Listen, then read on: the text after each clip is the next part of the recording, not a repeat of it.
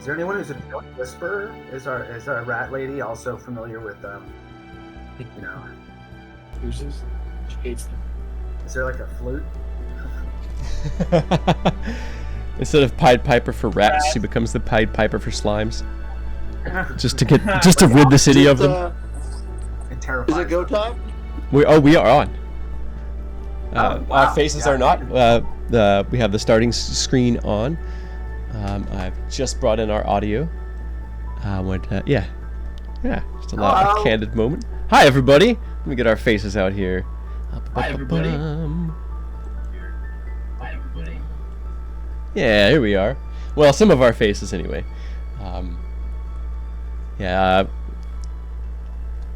Some of our faces. DL Loquitur over there is he's out in the world and does not have good camera connection, so we have his token for X to show him. And Lokag Bry is not going to be here today, so he is not appearing in this episode. And so myself and the party will be taking charge of Lokag's actions through the session. But hey, everybody. How's everybody doing? Welcome back to another session of Goblin Stone. Session 4? Goodness, do this every time. One of the sessions, but before 10, after 1. And we are again, we're the Mythlanders. And we are here to continue the story for you all. How's everybody doing? We're curious. You guys can throw them in chat as you come up with them. If you had any moments that stood out to you from last session, this is a question for the viewers. Whether that's Dungeon Master question, if you have Dungeon Master questions for me, throw them in chat, and I will, as quickly as I can, likely on break, get to some of those questions. But thanks for joining us for another excellent day, another exciting session. And so we have joining us is X with no camera. He cannot wave. He's probably waving, but we just can't see it. Pon, of course. There's a lot of waves where I'm at. I'm on a boat. Always with the dad jokes. And we have Jay Fink playing Millie again. And we have Mr. Nick Beat playing Clifford. Yeah. As mentioned, Big Bry is not going to be joining us tonight. I believe also on a vacation, but not on a boat where he's got internet access. So, last session we left off with the characters in a bit of a tight spot. They had moved out into the stone a little bit, scrambling along the edge of dark, filth-filled water at the base of the darkened stone, moving toward a strange voice in a stranger cabin on a small island.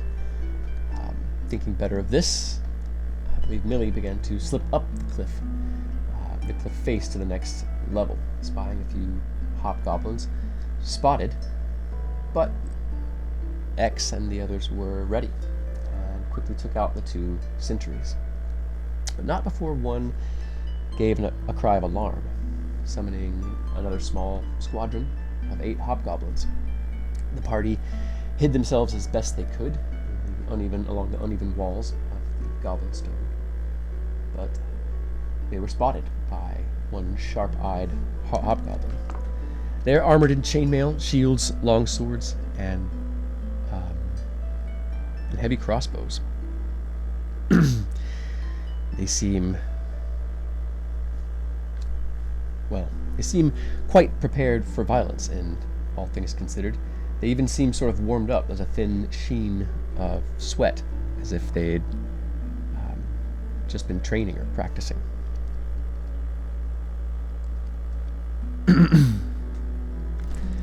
Last session, let's see. So, what about you, Clifford? Anything stand out for you? Anything you feel like I left out for the recap? We're probably all gonna die. You didn't mention that. Saving it for you. It's pretty scary. It's pretty intense. We're not sure if we have access to our magic right now. We're all like a little bit like we can't connect. Whatever, things aren't working. So we're in this sort of tense moment of like feelings of inadequacy and oh my god and terror, and that's at least my personal state moment. Clifford is not doesn't know what's going to happen. So that's, you summed it up pretty good though. We do have the slimes in the water down at the bottom of the cliff. We're not sure how they're going to play in. All right. Well, how about you, Helena? What do you recall for last session? Well, I recall trying to hide for certain it was going to fool those damn goblins, but alas, it did not. It doesn't look good, but you know, I can speak for Helena. She's gotten out of things for certain, and maybe she'll get out of this too. And I guess the main thing in terms of Helena is that she started to notice sort of a welling of energy in her, sort of, but also sensing the life force from I think it was Neely's life force fading. She could sense that for the first time ever. So that was developmentally interesting for her, I believe. Absolutely. No funny moments though. This is serious. This is serious business. It did get pretty serious pretty quick. How about you, X? What do you recall? Well, I recall that it wasn't easy to find a way into this place. We were searching around. We found a way up, and the party had problems with 2 hobgoblins. Meanwhile, X was thoroughly defeated by a small cliff, which he absolutely could not overcome until Lokag helped him out. And so we rescued Millie. We got her back on her feet, and now we're facing down 7 of them.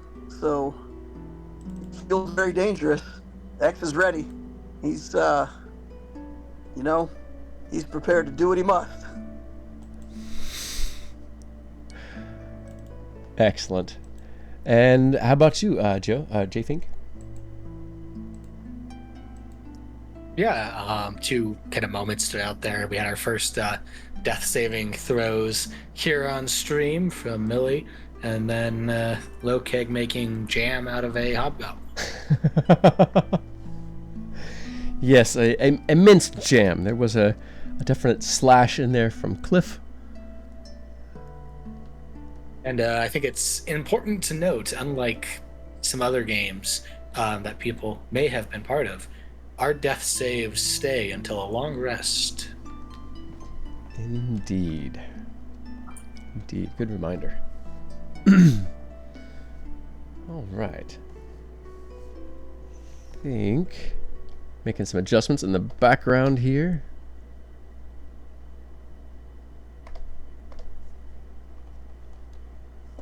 And let me transition our map over.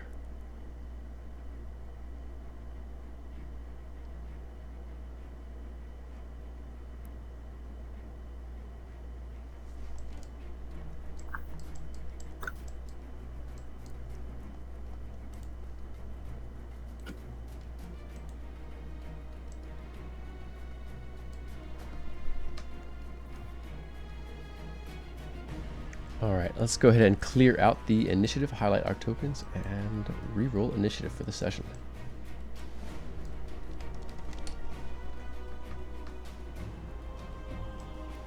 Good view up here. Could you roll for X, please? I absolutely can. Let's make a couple more adjustments.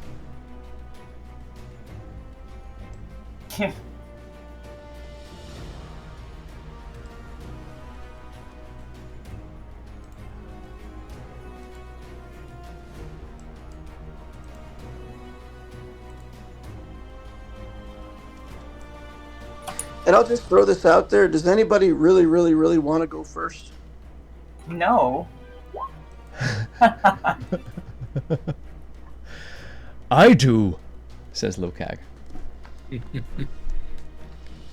Okay, that's fair. So X has that new alert feat that gives me a bonus to my initiative, but also allows me to trade with one other party member. Mm-hmm. So if I roll really high, I can trade with Lokag and give him a high spot. Do you want to do that? If I roll really well, yeah. Okay. You got a 17. You're third in initiative. He is second to last.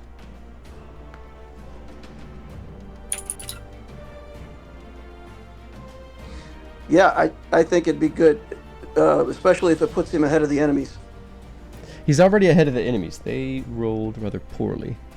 And I might just use my first GM inspiration to re-roll to re-roll the Hobgoblin initiative. That's what they get for chainmail. That's true, yeah. Old school rules, right? Oof. Dice are telling a story. The Hobgoblins are still at the bottom. So he'll go, 2 turns before, or at the moment, it doesn't look like it'll make that much of a difference in that, given that consideration.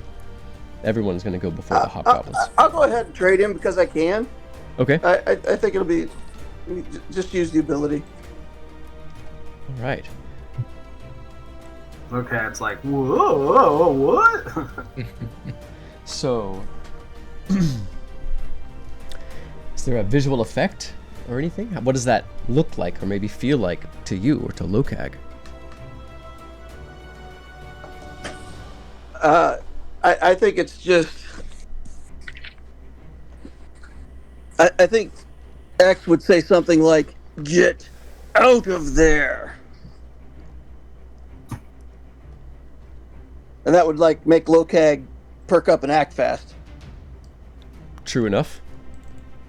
And you keep your locations. You're just trading your initiative. Right. Correct.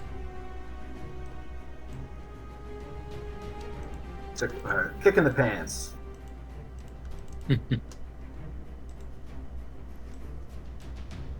All right. In the top of the order, though, is Millie. So All how's Millie right. proceed? Millie's gonna move forward to here.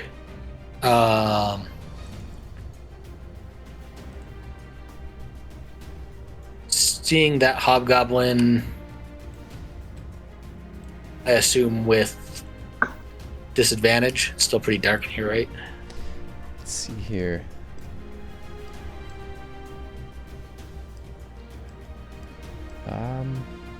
You've already spotted them. They were pretty loud and close together. You are 65 feet away from that first. If that makes a difference, dark vision might not apply to. Yeah, if you're 65 feet away, you're going to be outside of the dark vision. So you could make a perception check to see if you can see them from there with a disadvantage, or you can continue moving up until you're, until you get a good view on one of your enemies. That perception check would be a bonus action.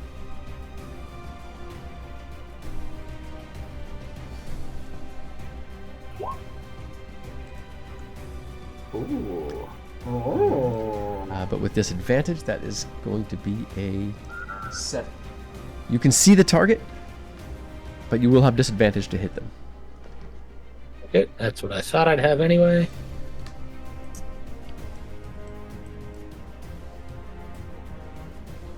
$14 to hit. A 14, the Hobgoblin blocks it with his shield.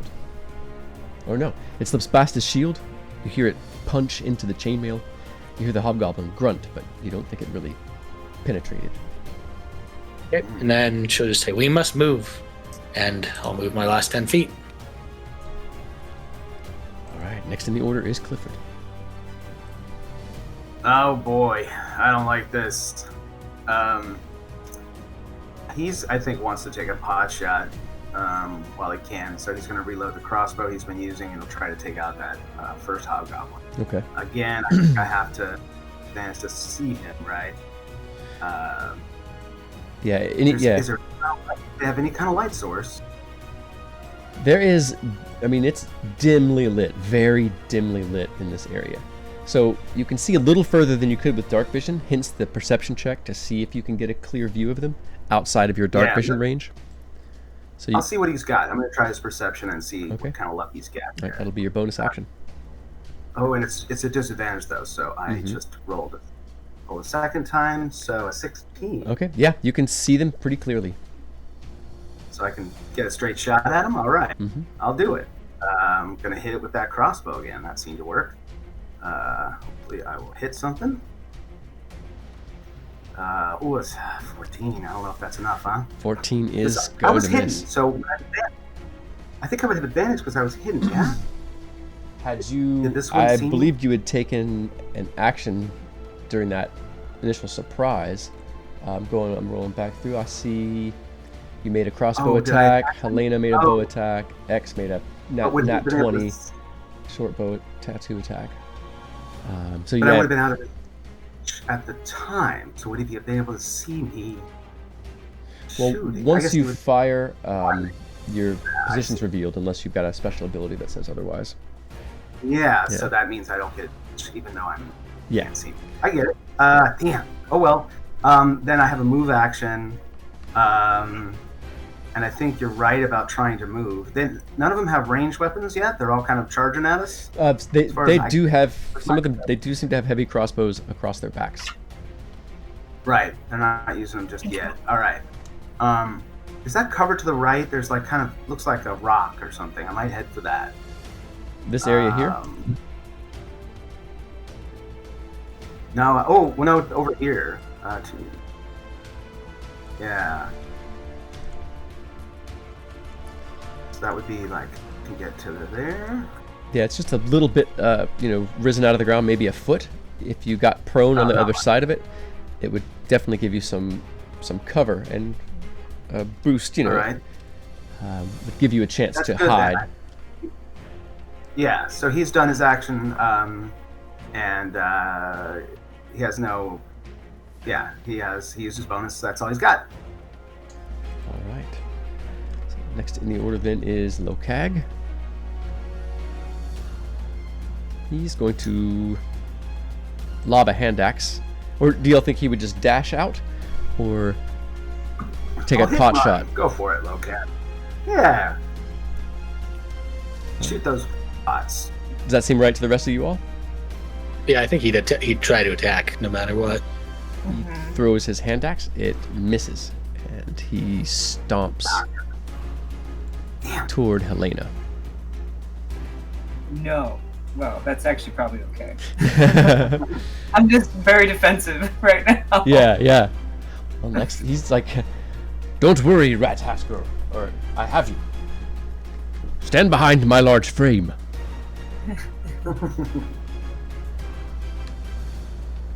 Next in the order is Helena. Well, wanting to take that very solid advice, she also feels like she wants to kind of get back towards this side over here with the rest of her comrades. So kind of using Lokag as cover. Can I see the hobgoblin nearest me from where I'm at? Yeah, you can. Like I said, it's very dim light, so you can kind of see everybody.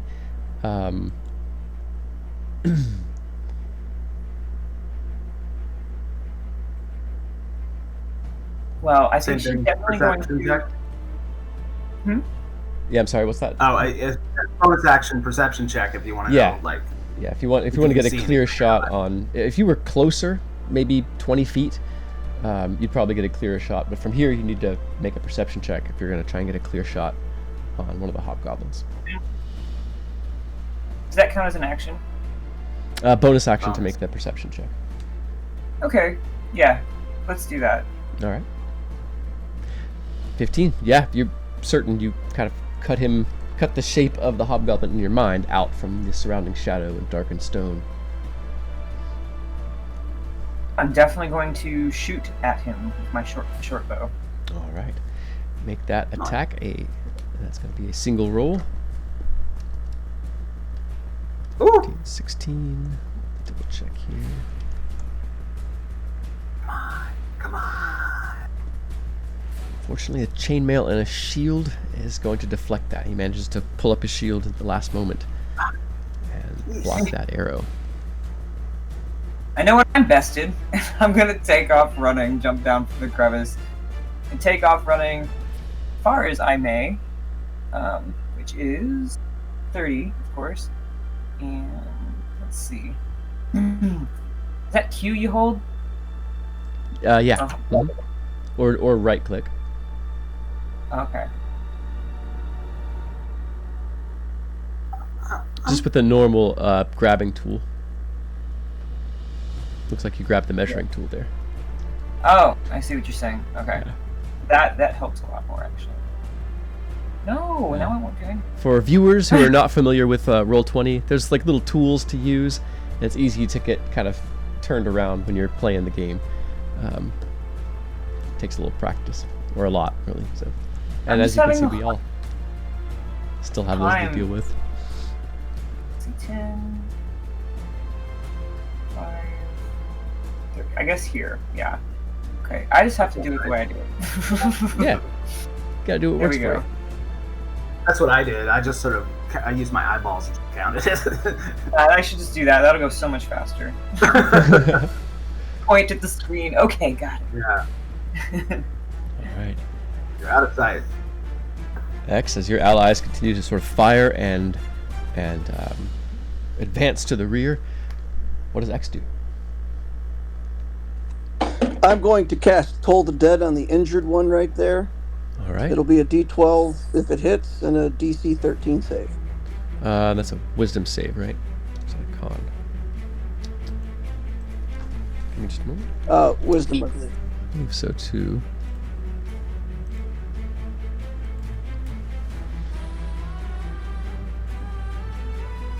Damn, nice And- roll. Yeah, that is going to fail. Damn. Yes. Yes. You can feel free to describe or pass, DL, as that Toll of the Dead takes your enemy out. I don't think we've seen this before on stream. So it's the grave opening up at their feet, and then the silvery hands are clawing at them. The animation's the same for Toll the Dead and Chill Touch for my guy. So he's using his tattoo magic, and the tattoo flares up. And you see these silvery hands just come up and grab the hobgoblin and pull him down. Man, I never get used to that. Awesome. It doesn't pull him all the way into the stone, but his feet do sink a few inches. The hobgoblin's skin pales to ash white. He seems emaciated, and as if the moisture has been drained from its body. He collapses like a pile of sticks inside his chainmail. What does X do next? And then with my bonus action, I'm going to attempt to enact some healing magic. I'm gonna dig down deep and say, "Heal this wounded hero," and I'll point at Lokag. Again, yeah, you feel power flow through you from the higher realms. This energy is hot and fierce, where sort of the last energy you had aligned yourself to had a buoyant, like almost jovial kind of strength and a cool cleverness. This just seems like a force of nature. It's almost like you have to hold yourself just right so it doesn't scour you out as this energy comes through you and it heals your ally. Go ahead and roll that healing for Lokag. Does it actually work?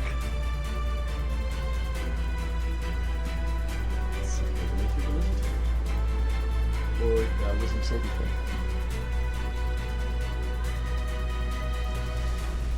I can't roll for myself. I'm sorry. Okay, I'm so sorry. Yeah. Let's see here. Oh, looks like Millie was rolling for you. Okay. That is, yeah, it succeeds. Healing All right, word. then it's a D4 plus 3, right, for healing word. All right. Millie's got you. Total of 7. Maximum he can be healed. And then I'll use my movement to fade back and be behind some other people.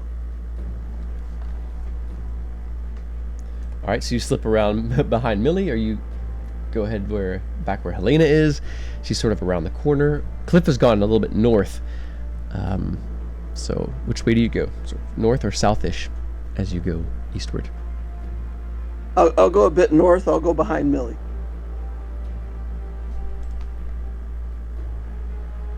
I had an environmental question. The fire to the north that we're going towards, is that like lighting things up around there? It is. It's bright light within 20 feet around it, and dim light out to about where Millie is. And then beyond there, it's very, very, very dim light, like almost dark between those areas of light. I will let's see here. Yeah. All right. So as X moves off to the side, the hobgoblins a barking shout from one to the rear. The two in the front come. The three in the front come together and begin to move forward. The three in the back spread out a bit. They drop their shields down to hang on straps and sheathe their blades.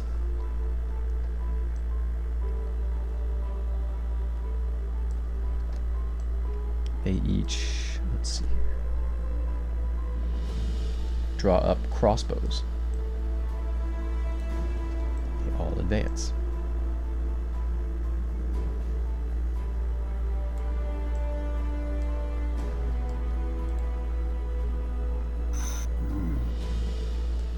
Actually, these three dash forward and surround Lokag.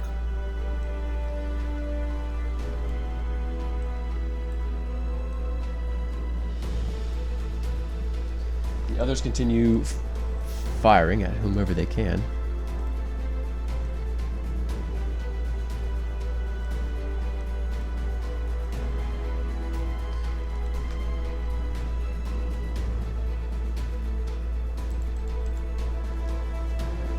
Didn't they just drop their shields and stuff, or is that like a dropping their shield is a non-action. To sheath their sword, I assume was an object interaction, and then a bonus action to pull their crossbows out. Gotcha. So they move and each attack.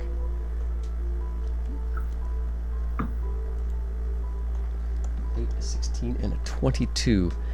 Two of those are going to hit.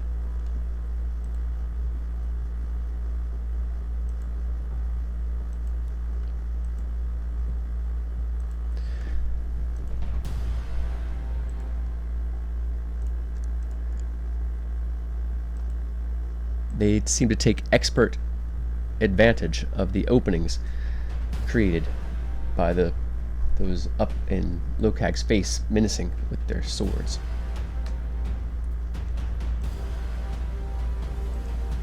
Lokag drops, two bolts piercing, one high up in the shoulder near the neck, one low down in the belly.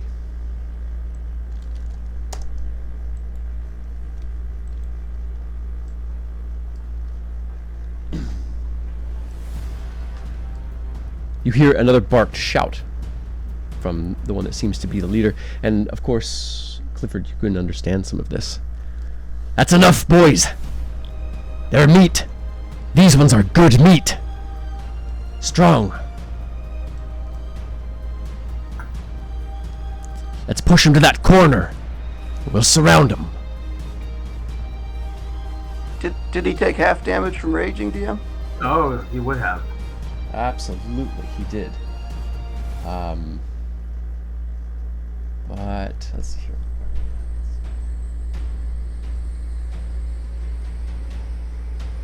Still enough to take him out. He was at 15. That would have done 16 at half damage. So 8? No, that's 16 is halved.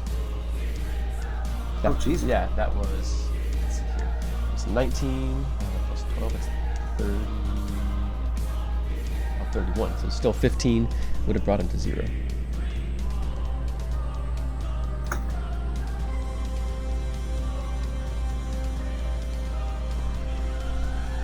So just a quick note. I don't mean to. You have a special rule about shields because normally it does take their action to take the shield off, so they can they have to use a actual action to do it. Yeah, if people have like a battle harness, they're heavily armored. I usually assume they have a shield strap, in which case, so it's kind of couched over the shoulder. They did it in like Norman and late period England, and they'll just sort of slough the shield off to the side, so they can grip their sword two-handed. Yeah, so it's a house. Gotcha. It's a house rule. Because I have a shield too. I might do that. That's good enough. Yes, you can totally do that. All right. And that is them. They have advanced. The leader spoke. Next in the order, what does Millie do? All right. Not a whole lot I can do for Lokag, unfortunately. Good time for that healing spell. Oh.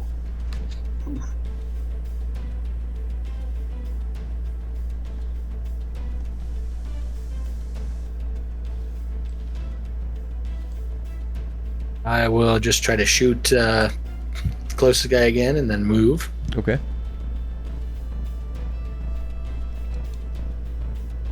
Still at disadvantage on that attack, or are we able to see them better now? You are much closer. So you're going to have a... Well, let's see here. If you moved up 5 feet,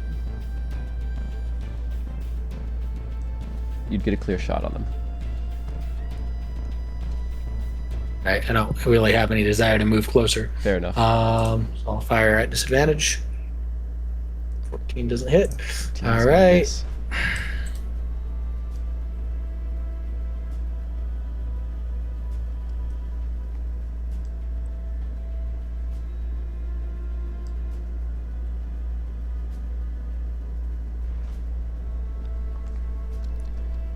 All right.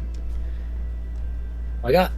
All right, so Millie takes a shot, slips back toward the fire itself. Next in the order is Clifford.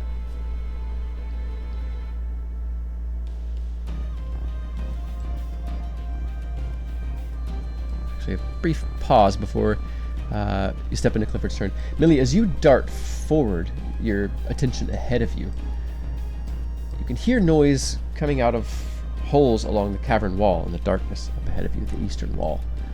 But off to the left, jutting out of the water, there's just enough light from the different braziers around the massive landing that you can see a large shape jutting out of the water. So let me reveal a little bit of what you see. Oh my god.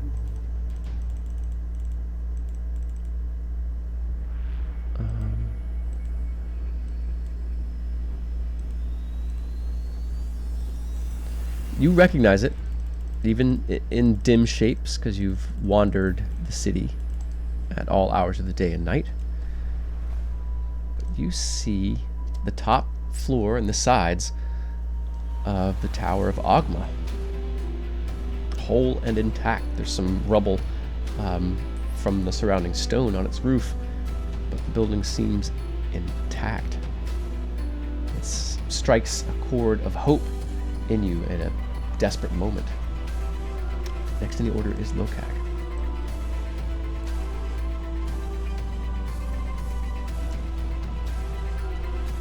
Isn't Clifford up? I'm sorry, Clifford, yeah. Yeah.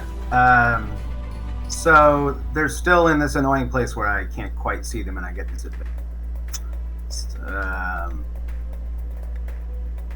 I think we have to get past the light.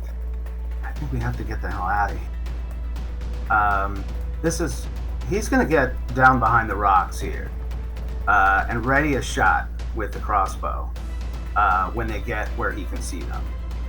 So he's now prone behind the rock with the crossbow lined up on the first guy who gets within 20 feet or 20, whatever the range is that I can see the green of their eyes.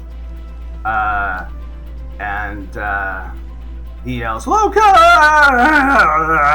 and it echoes through the whole place. And he looks very focused and very, very angry. That's Cliff. The only thing I could do with my bonus, I think, is maybe draw my, with an interaction. I don't know if I can light my torch, but, or get my torch out. I'm not going to light it, but have it out. Absolutely. Yeah, Absolutely. so that's it. He'll have it ready. Okay. And that's it. He can't light it. Lokag does not move. Next in the order is Helena. Did Lokag use his stone's endurance? Has he used it yet? Because it is something his race can do. Just Okay. Yeah, he's used it twice. damn. Oh well. Well, Helena is very upset by this. Although she is too afraid to go up there, I'd like to shoot this goblin directly ahead of me. Okay. And actually, before I do, I'm just seeing if favored foe is a bonus action or not. It looks.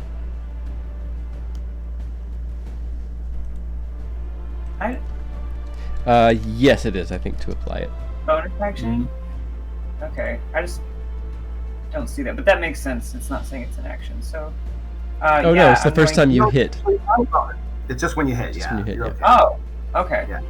So yeah, definitely that hobgoblin ahead of me.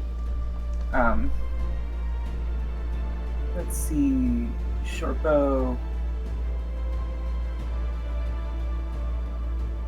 Ooh. Nice. Yeah, That is a hit. Okay. excellent. Beautiful. She has to avenge. Lokag's the closest thing she's ever had to a friend. And then that's also a D4.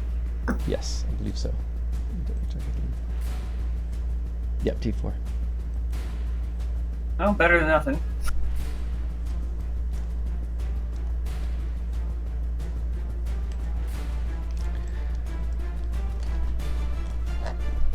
You hear the wind sort of knocked out of the hobgoblin as the arrow slams high into their shoulder, piercing the chainmail. They stumble a half step forward, but do not fall. She screams at it, but then also runs off a little bit further back. Did you roll the double damage for the crit? Double damage So for the crit? that's an 18. Yeah, it shouldn't have been a crit. Oh, I thought it was. You rolled a 20. No, it rolled an 18. Oh, I'm wrong. I'm wrong. I was looking at roll 20 and it lied. My bad. I thought you had a crit. I was like, what did I miss? I got all excited. I'm sorry. That's being excited. It's Great.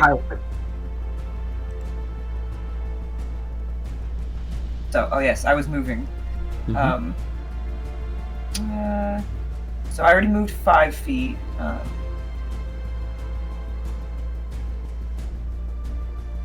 Right there.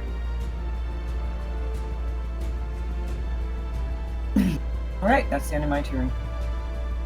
All right. Next in the order is X. Is the injured one next to another guy surrounding Lokag? No.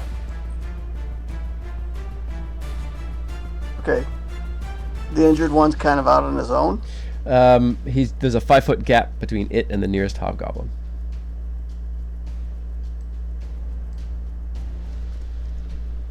But it is right next to Lokag. Okay, I think I'm just going to slide forward, toll the dead on the injured one, and then move back again. If I'm within 60 feet of it, I can see it and toll it. Okay, you're in good shape if I'm than not where you're within at. 60. Okay, then I'll toll that dude. The dead come for you. Get those silver hands clawing at him. That is a 10. That's going to fail. Nope. But it does not drag it down. It seems to like pull its feet free. The Got a 12 Grasping because it's claws. injured, right? Yeah, but the roll was a 1, unfortunately. Oh, all right. And what next for X? He's got movement and bonus That's all action. I got. That's all I got at the moment. So I'll just stay back and wait for them to come to us now. All right. You could probably get behind the rock with the rest of your move if you wanted. Is that what Okay. you want to pull back? Yeah, we're gonna keep trying to pull them back. Okay. Yeah, back there you should be able to. So once Maybe you a little to the left of that. again, that rock's only useful if you drop into a prone position. It's not Which I would not very recommend. high. Well, I want to be like 45 or 50 feet away from them and then behind people, so that they. I don't want to be the target they charge.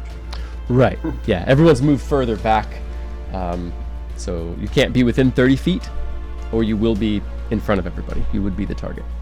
So moving back behind Cliff, you'll be further than 45 feet, but 70 feet, double. Done. All right. Scary, guys. Real scary.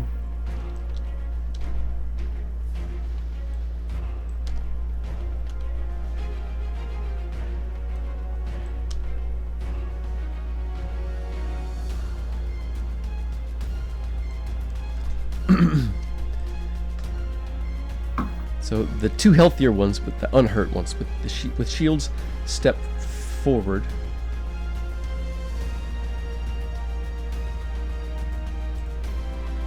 And their wounded comrade steps back. He steps around Lokag, pulls out a small flask,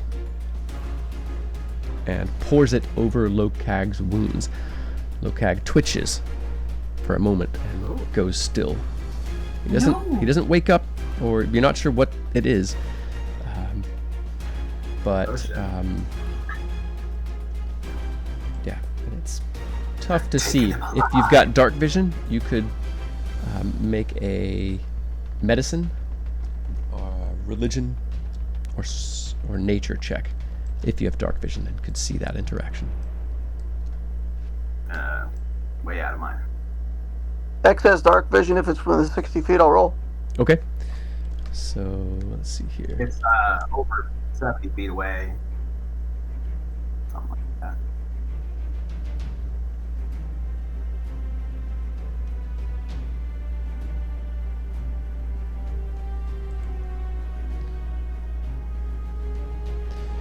X, you're not sure what it was. It could have been a healing potion. It seems unlikely because Lokag didn't immediately, wasn't revived by it.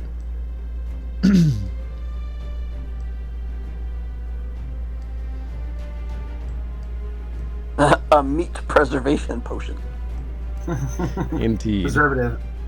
It's a bunch of salt and Oh my. MSG. MSG. It's the hobgoblin version.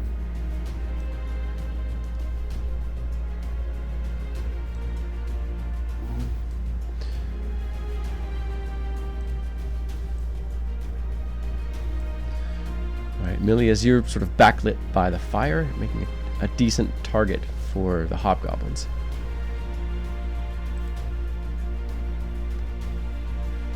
X and Clifford have both gone prone.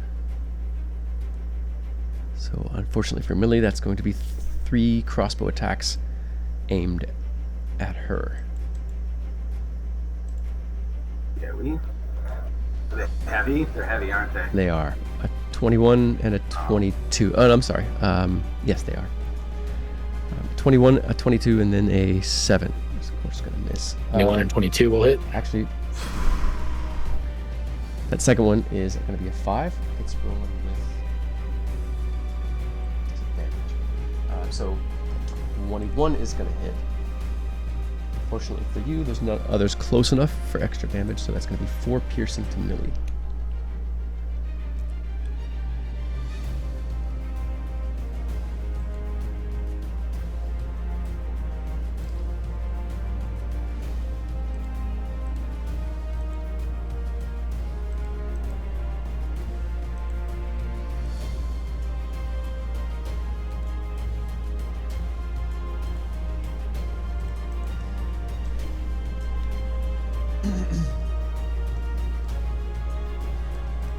The armor, the warriors themselves, kind of tuck their shields up,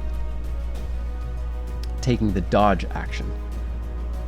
The leader toward the back gives a great shout calling the word alarm echoes out through the stone, as loud as the hobgoblin can possibly shout it. Next in the order is Millie.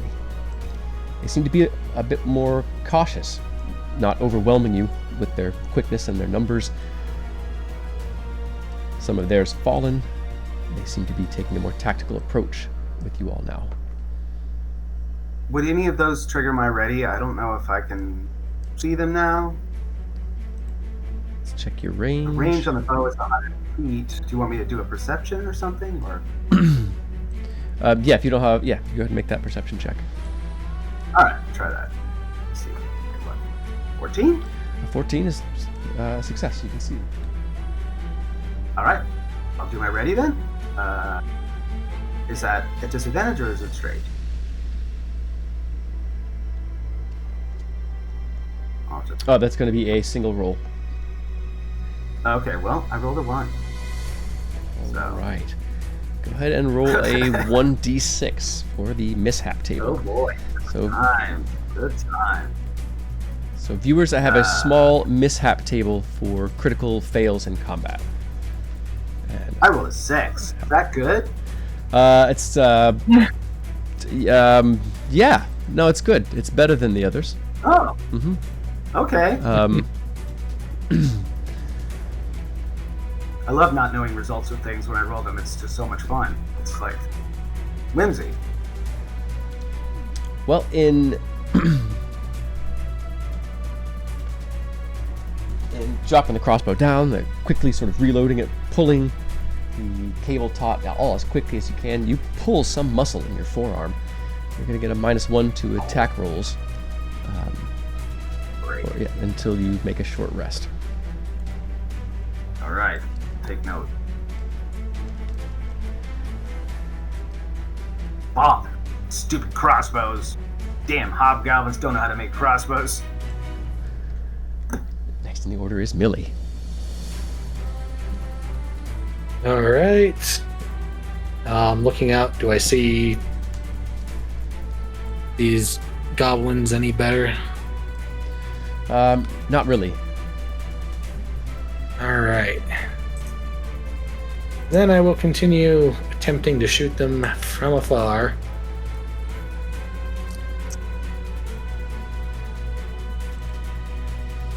Hoping to be about here. To be in the light. You pull back and ready. Are we on a cliff up to the north? I mean, it goes further up, right? I just can't see. Oh yeah. beyond the Let fire. me go ahead and reveal a bit. Yes.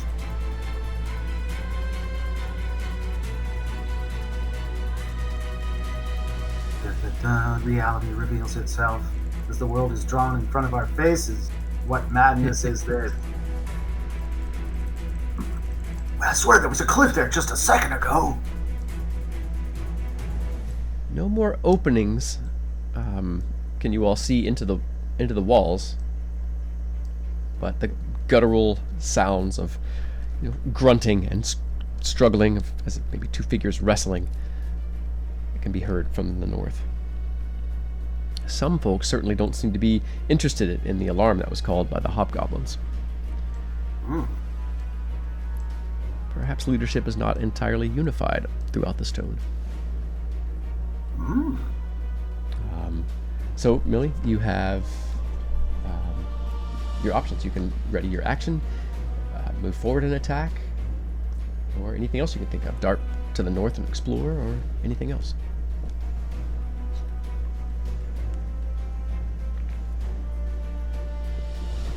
Yeah, I mean, it's pretty clear I'm not going to hit anything, especially at disadvantage. Yeah, they're all trying to get the hell away from it, for sure. I'll keep going north. Right, you're in dim light now. That's good.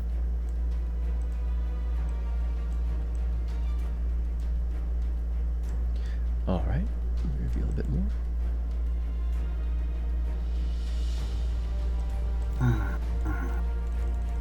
So far, the theme just seems to repeat itself. The red, rough-worked walls of stone, sandy grit beneath your feet. There does seem to be a slope off. It looks like a branch of the stairway you were on.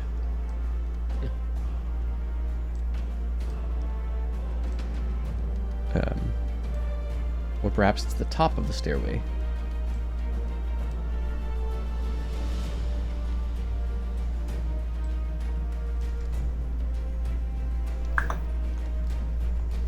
All right, I'll just ready my crossbow if anything gets within visual range. The smell of this place is overpowering in its alienness. The most familiar smell that you smell, Millie, is the sewer itself. That sulfury, what's described as swamp. The stone itself, the smell of unfamiliar vegetation, and the masses of unfamiliar bodies. There's the smell of smoke, and soot is thick in the air, as well as the distant smell of stale, sickly incense. Next in the order is Cliff. All right. This is my bold move, y'all. I'm going to try to do a spell. It will have the effect of it being some kind of gadget, but I'm going to try Fog Cloud. So to do that, is that wisdom check? Is that what it is? Wisdom's? For you, an intelligence saving throw or an arcana check? Oh, God. Well, I'm a primal. Oh, I was hoping I could do insight. Oh, you're primal. I'm so sorry. Then it would be wisdom or nature, or wisdom save Not insight, or okay. nature. Yeah. Yeah, just wisdom. I don't have any nature, unfortunately. Oh. Yeah, I did okay. Did it roll it? Didn't roll it. I did not see it if it did. Oh, try again. Doing a wisdom save. Oh, save. Clicked it a few times now. How come it's not coming through? I'm not sure. Go ahead and roll it. Just use the. I'm just gonna roll a d20. There you see go. what I get. Oh! Another 19! Success. Do you Nice. Alright. feel free to describe what it looks like as you cast the spell? So in this case, I want to kind of flavor it as he has this pellet that'll throw out there, and it'll and then, maybe like a kind of little bit of ammunition that creates a foggy cloud that begins to kind of spread out and cover an area 20 by 20. So it would be something like there. I don't know if you want to fill it in, but I want it to be able to block vision so that we have a way of kind of getting... I think I need it to be a little to the right. Let me... Right. Oh, there you go. There's a fog cloud. And I guess move it a little north and to the right then. And then I want to be able to run into it. I want to be able to get into the cloud. Okay. You're going to be getting up from prone, so that's going to take 15 feet of your movement. Yeah, and then I want to be able to have the other 15 so I end up behind it. So 1, 2, 3. So yeah, if you bring it, let's see, 1, 2, 3. If you bring it down, yeah, that's great. And I'm in the fog. I love it. That's what I want. I want to kind of help Millie, though, so it might need to be a little north one. Better chance of helping Millie block line of sight. I hope. I don't know if it's enough, though. No, that's good team thinking.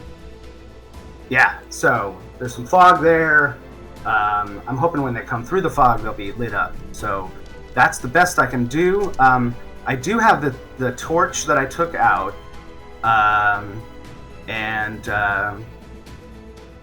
Yeah, I can't light it yet. I was thinking I could bonus light it. I'll chuck it. I'll chuck it over to the fire so it's right there on the ground. It's starting to, hopefully it's starting to catch, I guess. Yeah, it's a large stone brazier. It seems like they occasionally come and throw logs in it. Yeah, you could toss it into there. It just drops it on the edge to sort of until I wait for it to light up. There's probably some piece of wood I can grab from in there later too if I need it. But he's happy in the fog, and he looks to X like safer in here than we gotta get out of here, and that's it for him. Millie!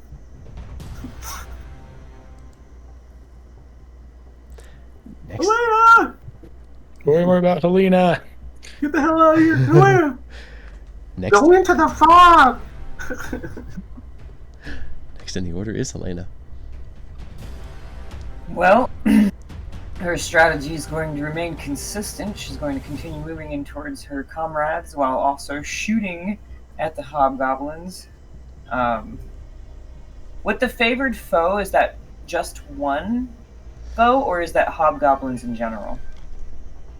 I think it's just that one foe, actually, yeah. Okay. Until, Okay. yeah. As opposed to slimes. That's the one she just always... Right, yeah. Okay, so I'm going to get right about there. And... Well... Is that too far to shoot? You'll still probably need to make that perception check. Yeah, that's fine. Alright, if I can get that perception check as your bonus action.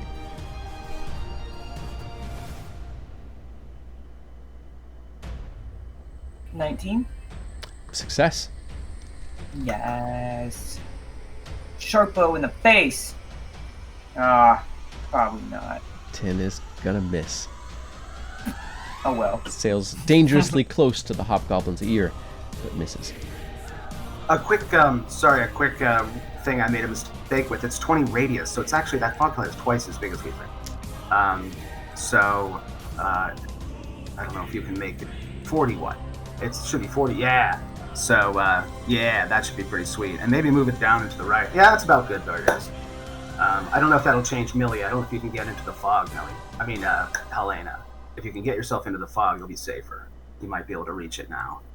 Yeah, thank you. I forgot, it's 20 diameter, not 20 wide. Yeah, where did I start? I was like... You can hit you were the within- X button. You were right here. Okay. That would think get I- you in the fog if you wanna. If I went in straight. Straight north. Yeah. About right there? Yeah. Here? That'll work, I yeah. think that's good. Yeah, that's... Hopefully that'll help. Yeah, that's it. You're in there. Can I go like one diagonal to the top right? I lost track of where you started. I think you were here. 5, 10, 15, 20, 30. That would be 30, I think, right there. So, Okay, then yeah. no. All right, a spot, a shot, and into the fog. X. Most of your enemies are now obscured by this large cloud of fog summoned by Clifford, billowing outward from a small point, a small seed or something he threw at the ground, darting toward it. Helena rushes into and disappears into the fog as well. What does X do? You could move to the south and try to get line of sight and make another shot on one of the hobgoblins. You can move directly into the fog and hide, or you could dart northward using the fog as cover to catch up with Millie. Or anything else you can think of. Well, I want to confer with the group before I take my action, because I got two things that I could do. Okay. One is I could try to cast a bless spell, but that's I going to like be a commitment to us to try to stay and win the fight. I could also save that spell and potentially do another healing work if we're all planning to run. But I don't want to bless us if we're planning to run, if that makes sense. So can we just take a beat and try to... We might be able to save Lokag if you save that heal. I don't know. What do y'all Well, think? if we're going to get back to Lokag, we have to actually be able to win the fight because, he's surrounded by bad guys. Yeah. I like the bless. We've been missing a lot. That bless will make a difference. I like it, but All right. what do you think? What do you think, Glenn? I'm going to target the two rangers and the paladin. So Helena, Clifford, and Millie. And I will Okay. cast. I will try I to might be summon. outside your range. Oh, check the. What's the distance? 30, I think. I have my movement, so I'm assuming that I can position myself appropriately. Yeah. I'm sorry, I can't see a map, guys. That's fine. Yeah, you I'm can just- you can get up and move in that direction. Yeah. Sure. Just 5 feet. You're close enough to get everyone. So 20 feet of your movement, and you're good. 15 to get up, and then 5 feet. Okay. So then I'm going to dig down deep, and I'm going to... There's a tattoo that has stars on it. And I'm going to try to get those stars to activate. and use the bless magic. All right. Let's see here. I'm double checking something.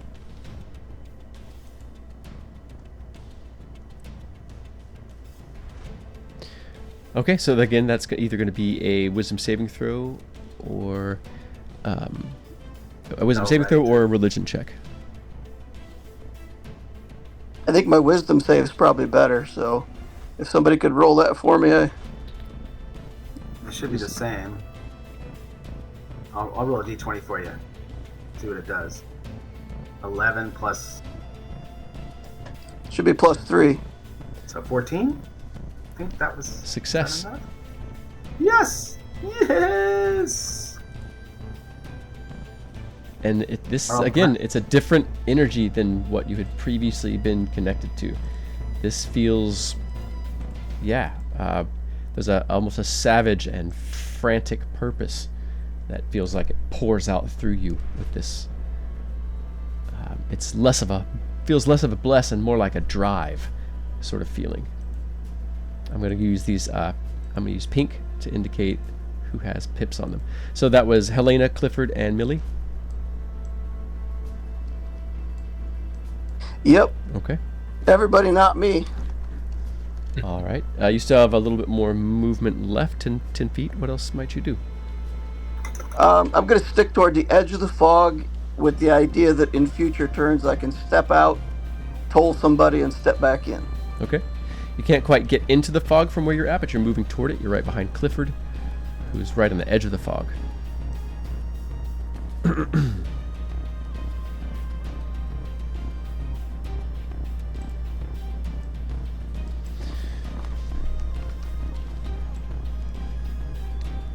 see here. It's hard for you all to see. Millie, you can barely see the shadowy figures. They seem to move together. You all can hear soft, sort of grunted whispers, likely the captain of the squad giving commands.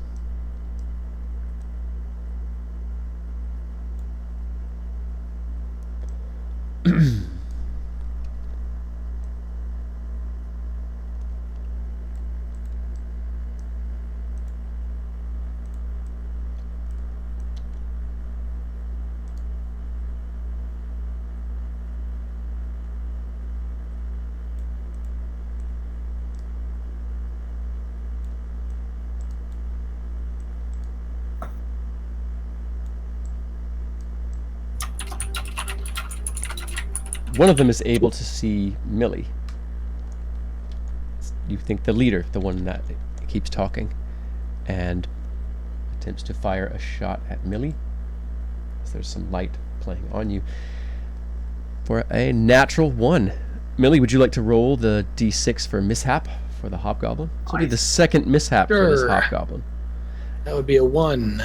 Nice. A 1. All right, go ahead and roll again. And a 3. There is a wrenching snap of steel. You see the figure recoil and drop their crossbow. You've heard a malfunctioning weapon before.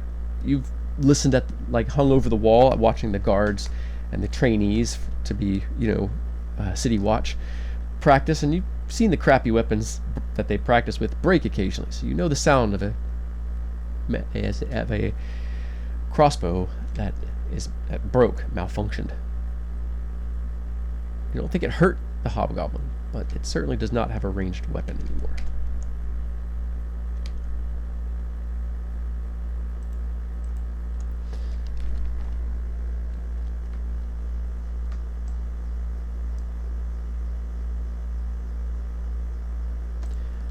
Next in the order is Millie.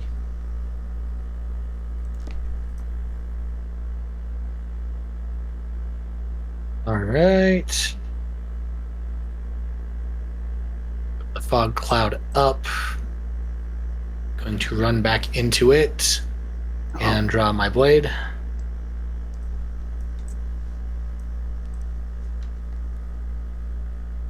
All right. Movement, object interaction to pull your blade out. What else does Millie do?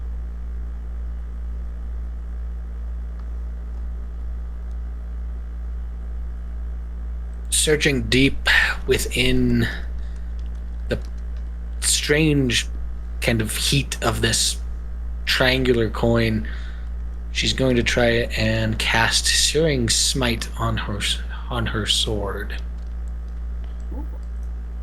Make a charisma saving throw or make a religion check.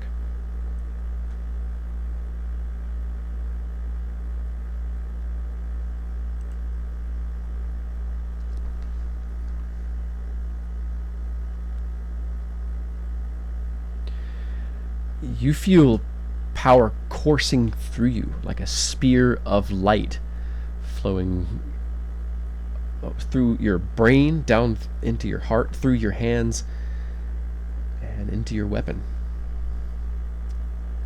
You tell me, does it look like anything? Does the magic show up on the blade, or is it just something that you can feel?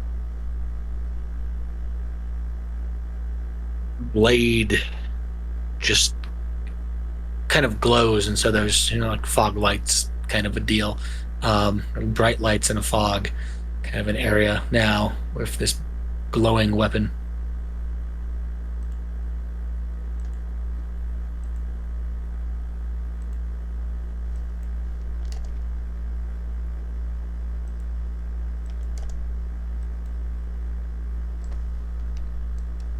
All right.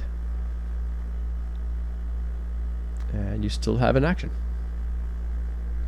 That I do. That's weird. Okay. It feels really weird to ask if I can hold that action because I've done stuff. I'm pretty flexible with this stuff, so yes, you can. I will hold that action. If a creature gets within 5 feet of me, I will attack it. All right. Clifford about to step into the safety of the fog that you've summoned.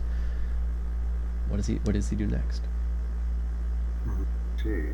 Well, I thought it was in the. That's fine. Well, yeah,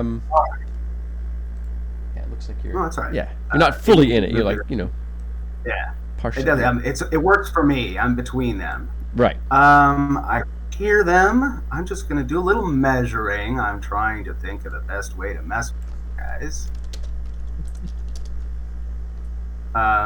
I really think we should get the hell out of here, y'all. But gotta save low keg. I want to try a hide action for now. They can't see me. I need that if I want to get advantage against them later. Actually, I don't know if I need it because they'll be in the fog, but it still helps if I'm hidden. I am going to try to hide because I'm going to be sneaky. So I'm going to roll a hide roll, and hopefully this will help. All right. Stealthing now. 20 on the stealth. Hopefully that is good enough. He draws his short sword, and he's going to move in 30 feet. 5, 10, 15, 20, 5, 30. And he's going to be hidden right here. I think they're going to try to charge or something, and he's going to be ready to op attack the bastards. So that's his move. And no bonus action. Can I use a bonus action to draw a weapon? Yeah. Okay, I'll use a bonus action to get a second short sword out, so he's got both Okay. ready. That's it. And I've used my action to stealth, so I have no attack. All right. Next in the order is Helena. You hear the hobgoblin sort of creeping up to the east, but none of them. You don't see any of them in. Any of them shrouded by fog. Their footsteps within reach of you. I would like I probably can't see inside the fog if there's anything around, like any sort of alternative place of escape. Or... Yeah, you can't see anything. You could see a person if they were within 5 feet, but they'd still be like really hard to see. But you I know think there's if you move somebody down 5 feet, you'd be able to see the hobgoblins real quick. You'd be able to, if you use 5 feet and moving south, you'd be able to see them. That's true, and Helena would know that. Yeah. Yeah, you'd be able to look around the fog and take a pot shot and then run if you wanted to. Yeah, if you wanted to do that. But if you're looking for a place to escape, yeah, you're not. It'd be hard to spot anything within the fog cloud. We're all going north. That's the idea. Yeah, I would like to pop out and shoot one, but Do it. also it just feels like at this point, Helena's going to take advantage of her cover and dash as far north as she can. All right. That's the idea. You zoom out, actually. And the fog will cover you as long as you're a little to the right. They might be able to shoot you if you keep going, if you just go straight. Like this way instead? Yeah, yeah, it's probably safe. Okay, I like that. Yeah. Oh, I lost where it went. Okay, that square. I'm going to put my finger on it. I got That's a you. great way to do it. It's really far away. All right, so Yeah. Helena just makes a dash to the north. Yeah, man. I mean, No, I feel you. there's a point where Rat knows it's got to run for it's for itself now. Yeah, gotta self-preservation.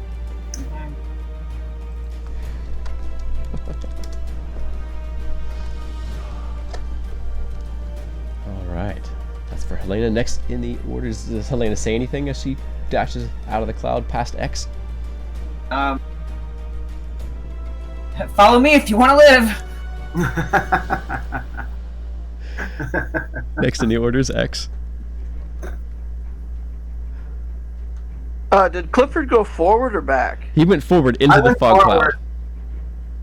He went forward. His goal is to try to cover your escape so you guys can get the fuck out of there. Remember, he has dark vision. I mean, he has blind sight, so he's got advantage in the clouds. It doesn't affect him like you guys.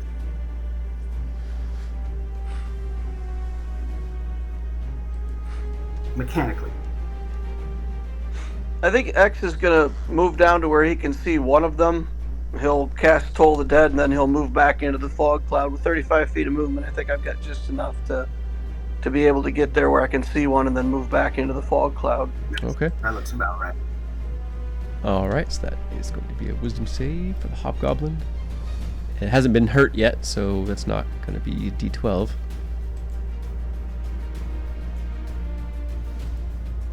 But it will hurt. Nice. Well done. And then I think you can go back to where Helena was, basically. With your movement, you should be able to get back in the clouds.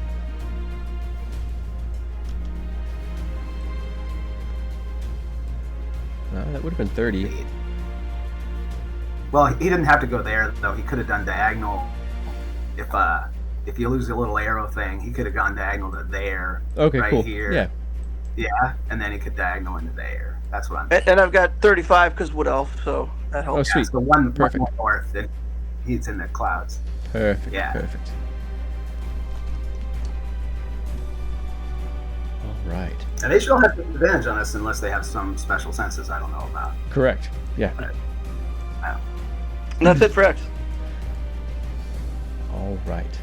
You hear the hobgoblins sort of moving, repositioning themselves, but no one's really in a position to see what they're doing. So I'm going to go ahead and hide them all because you aren't sure what's happening. Ooh. You can definitely hear them repositioning themselves, though. A few of them have moved to the south of you. There's one over to the east. They seem to be trying to cover several bases and be in a position to attack if you all come out of... Well, obviously, from what you can hear... Actually, everyone make perception checks. It can't be lower... Well, in this case, it can be lower than your passive perception because the distractions of combat, survival, the new environment. 18? Nice. I mean, technically, if they don't hide, we kind of know where they are. Right, but the There. perception is just to pick Right. out sort of details, little specific details. Okay, so it sounds like they're in a position where someone will be able to fire at you from if you come out from any direction other than toward the bonfire. You think you're fairly well covered from there. One to the south or the one to the west might get a shot on somebody, But if you come out that angle, if you're trying to escape, that is, then you won't suffer too many readied attacks. But it sounds like they're sort of positioning themselves, readying their actions. You can hear them speaking, and with that perception, Clifford, you can hear. No, we send for One Eye. One Eye. I don't like it either, but this is magic. The rules are clear. Go get One Eye. You hear a indrawn breath as if somebody is steadying themselves to do something they're really uncomfortable with doing. And one of the sets of feet retreats back the way they came, or starts to retreat back the way they came. Before we step in back to the top of the order, of course, Clifford, you could hear that, but you'll need to translate that for everybody. But it sounds like they're holding up, going to hold position, and they're going to send for somebody who can deal with magic. That likely doesn't bode well for you all. So at turn 0, just going through stuff, assuming that Cliff shares that information with those immediately nearby. What's Millie? I can't really do that, unfortunately, because I'm hiding. Right. So if I made a sound, I would reveal myself. So for the moment, we're all going to have to be in a state of media res. Gotcha. Okay. So then Millie doesn't know all that information, but does know that they're positioning themselves, readying actions, and are not coming after you. You can all hear that another one has retreated. So for that, everyone else can make insight checks since Clifford is not able to share that information. So go ahead and make those insight checks now, for Helena, for Millie, and for X. Nice. I made one just so I could get a better sense of what he means about the magic and the One Eye and all that. Okay. All right. And then I'm going to roll one for X.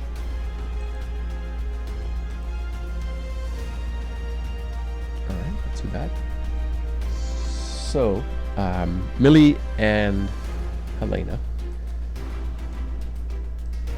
This seems, that they're holding their position and sending for reinforcements. They're going to get help. So, you don't necessarily know the specifics, but you know that that's not going to be a good development. It'll probably be maybe 3 rounds, maybe 4, before this person shows up, depending on how long it takes the hobgoblin to get their attention. They might be busy. You're not sure. So they might be attempting to sort of spread out, surround this cloud, and try to hold you all in position. But for the moment, you know that they're angled to get shots at you if you leave the cloud, and they've sent for some sort of help.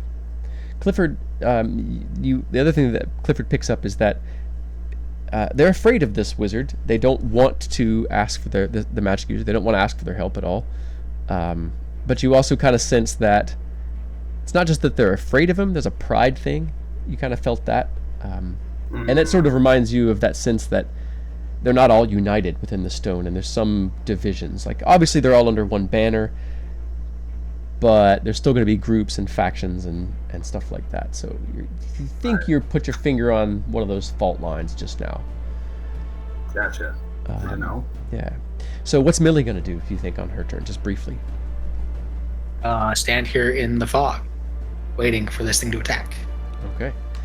What about Clifford? I have that 10 feet of blind sight, so I don't know if you want to make them visible so I can kind of, but he wants to kind of move to 10 feet, staying in the fog, see if he senses them nearby. Okay. Within 10 feet. Okay. We'll go ahead and return your token. We'll take care of that on your turn. What about Helena? What's she going to do? Oh, I'm sorry. I was jumping ahead. That's fine. Yeah, no worries. Yeah. He's planning on checking out the south and feeling things out. That's what. Trying to get that attack. Copy that. Yeah. Briefly, what's Helena's plan this round? She wants to look for a way to scurry on out of here and encourage everyone else to do the same. Okay. What about X? I mean, X is caught in the middle. If people are staying, X is going to stay till the bitter end. If everybody decides to go, then X will go. But Heard. he's very reluctant to leave anybody behind. Yeah. Fair. All right. Yeah, I'm thinking we withdraw, and fight as we withdraw. So we don't have to stay here, but we do have a bit of an advantage for the moment. But pulling back and firing at them when they come to the other side of that fog, while they're all lit up by the fire, might be the sweet spot. That's what I'm thinking. Are you able to move the fog? I can't remember if that's a movable spell or not. Unfortunately, it's stuck where it is. I chose that just as the best way to kind of protect us from getting nailed by all the arrows. Good choice. Yeah. Well, you're still alive. Must have been a good choice. Yeah. Okay, so at the top of the order then is Millie. All right. Yes, if we're gonna try and continue this harried retreat, move to the edge. I also have 10 feet of blind sight from the fighting style. Nice. So if there's anything I sense there. So you kind of know where I am in a way. No, you're way too far away from me. Yeah, only within 10 feet. Yeah. Okay. Peek your head out of the clouds. We know where they are. We know they're to the south, right? We know at least that much because they didn't take any kind of hide action, right? They're like we kind of. Yeah, you can hear them. Yeah, there's one around here. We know they're not to the north. Yeah, there's not any to the north for sure. Millie, yeah, you heard that. They're all to the south, through the west to the south.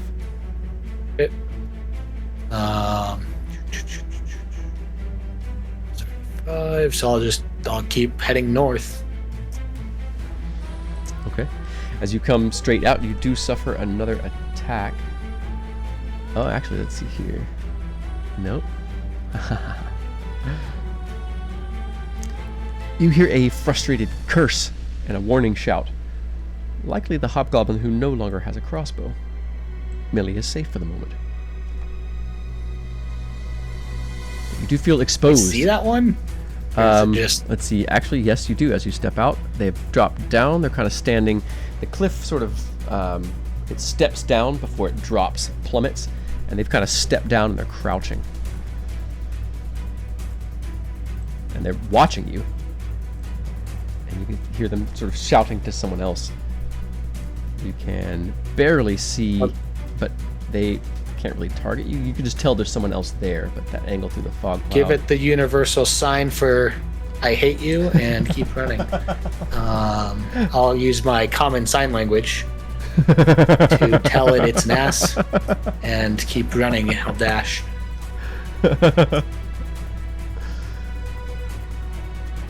Alright, so you dash forward. Let me reveal a bit more.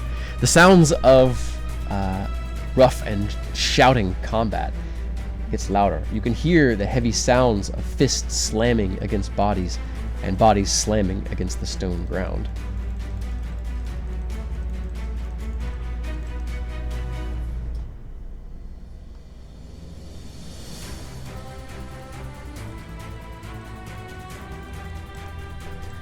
Ahead of you,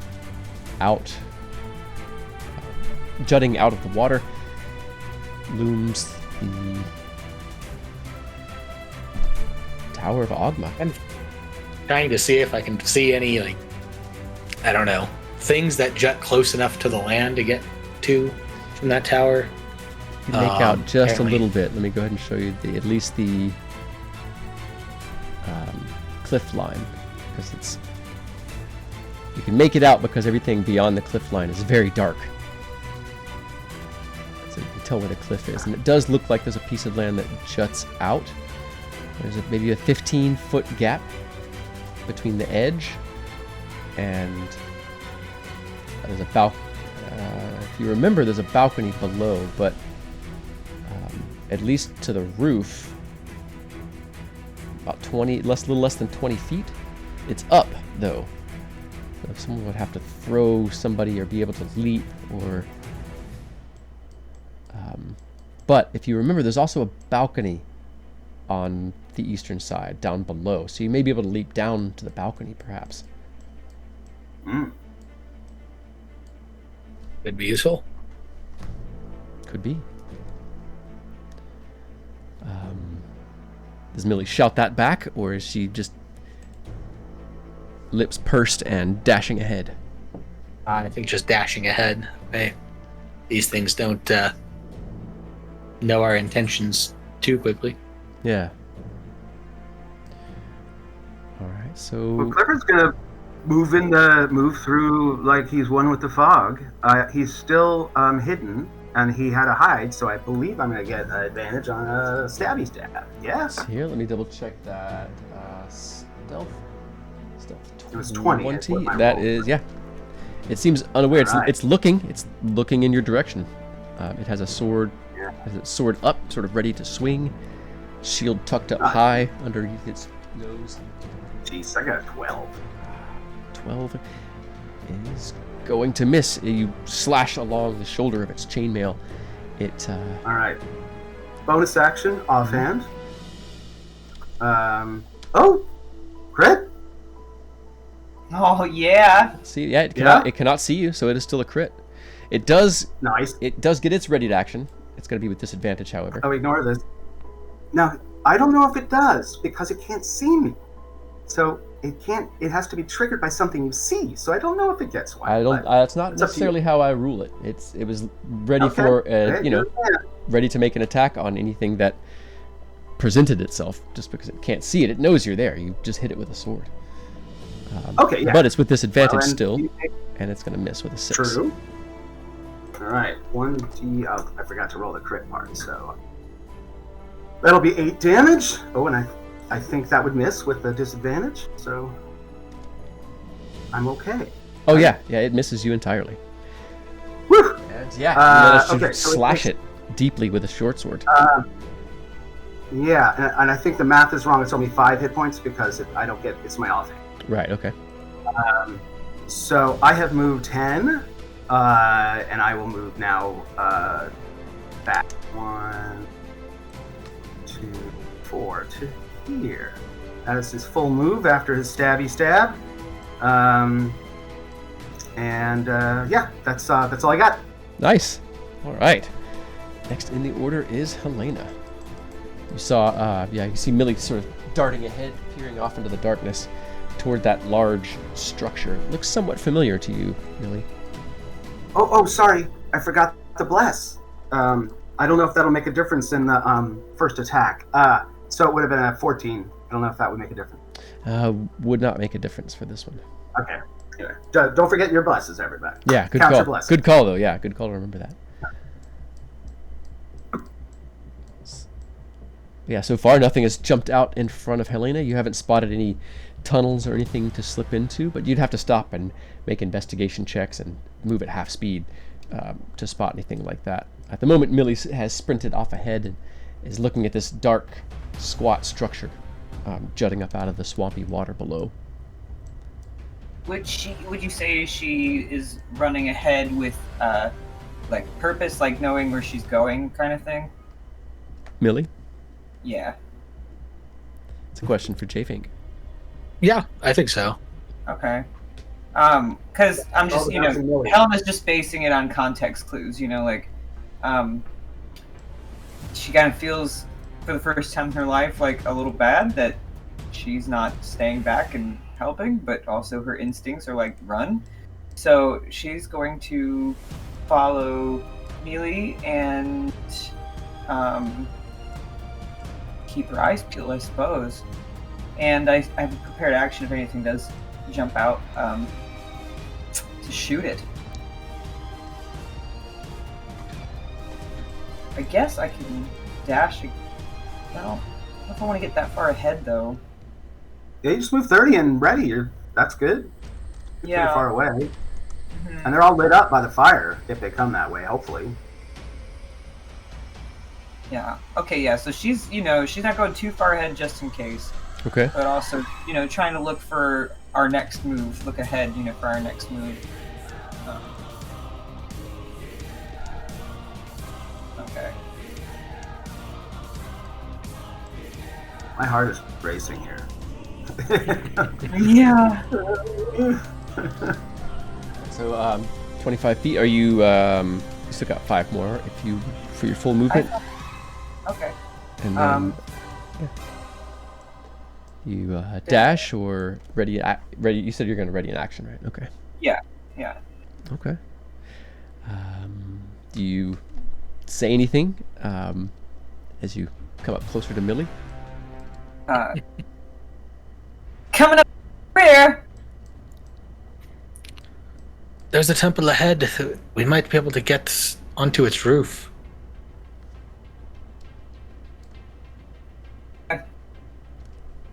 Surrounded by slime.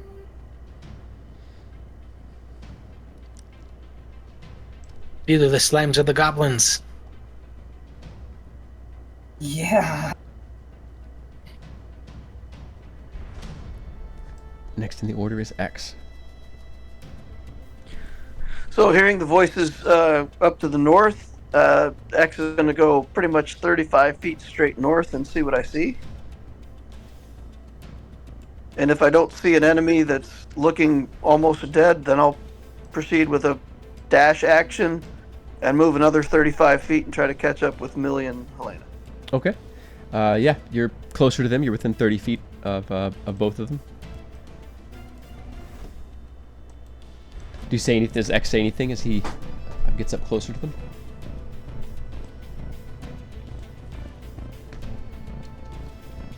Let us get away.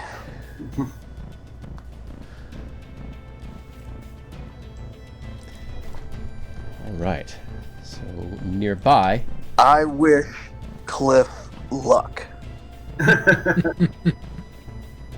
I got this. You guys go ahead. You run. I got it. I'll catch up. One hobgoblin darts into the mist, stumbling into Clifford. It swipes out blindly once it realizes there's a figure there for a 7 to hit. Cliff, you just sort of take a step to the side. You feel its shoulder hit you, and you know the angle of the blade is coming down at from that body contact. So you step out of the way. The figure kind of circles you. It shouts, "Here! Here!" to the others. Another one. Stuck in here with me. Right? Another one darts into the fog, slashing at Cliff.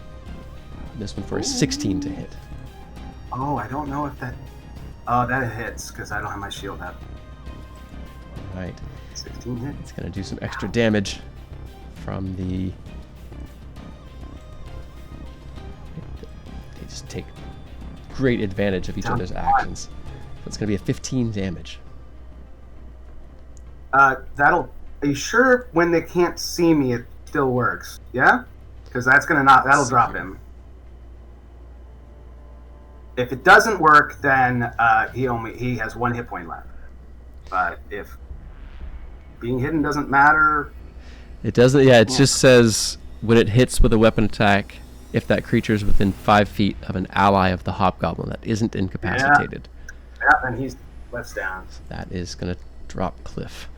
There's a shout of exultation from the others.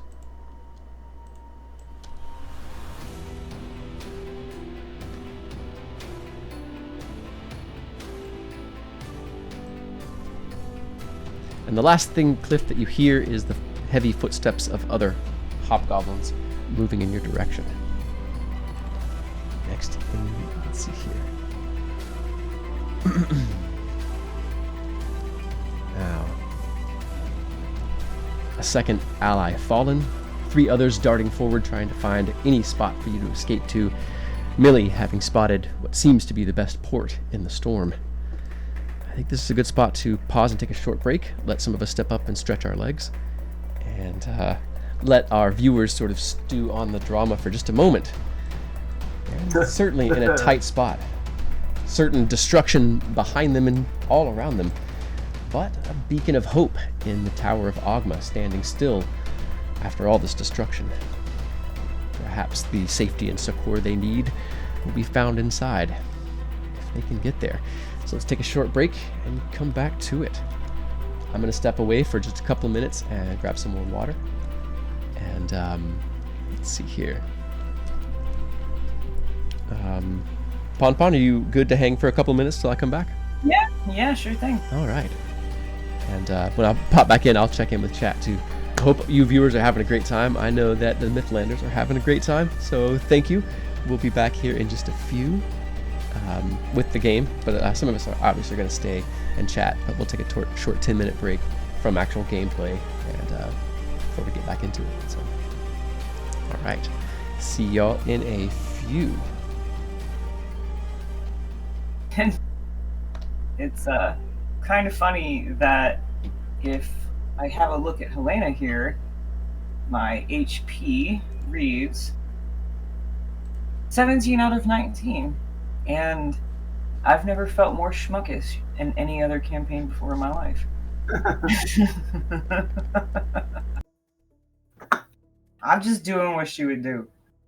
But my hope, I think you're doing the right thing. I mean, my whole point was to like give everyone time to go north and be able to shoot at them, because you're all in the dim light now. You're not even in the bright light, and if they come, they're going to be lit up by that fire, and then we could take shots at them with it without the disadvantage and all that. That was kind of my thinking. I realized I could come in a few rounds. What's that? I'm worried about what they're off to bring back. You know what? Oh hell yeah, with the warlock or whatever. Yeah, I don't know. Mm-hmm. I just think we need to get out of here if we're going to survive, and I'm insistent Helena survives. I like this character too much. I think it makes a lot of sense for you to be getting the fuck out of there. You just watch two of your strong, heroes die, go down. Yeah. You'll hear Cliff. You'll probably hear Cliff go, "Whoa!" So something happened to him. Man, that's brutal. Look, that damage is brutal. That's like, that's a lot. They are a lot heavier hitting than I expected. Yeah, I mean, I realized if I had switched up and dropped stowed my one of my short swords and put my shield up, I wouldn't have been hit. He would have missed. It would have made the difference. But I'm not thinking that way. I get that. That's harder for me to consider. I'm always a magic caster, so at least I'm still like ranged with the bow. That's helpful. I mean, this is getting in close.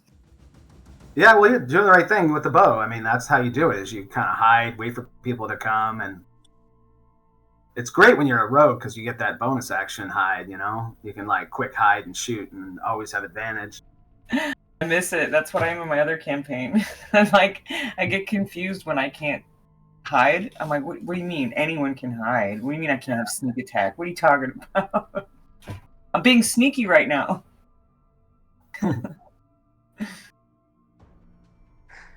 I do get a sense that this is intentionally trying to be really rough. Like this is intentionally trying to be a very difficult encounter. I'm feeling it, and I appreciate it. I like being forced into these situations where I'm like, oh my god, like we're very unlikely to live. It's kind of exciting.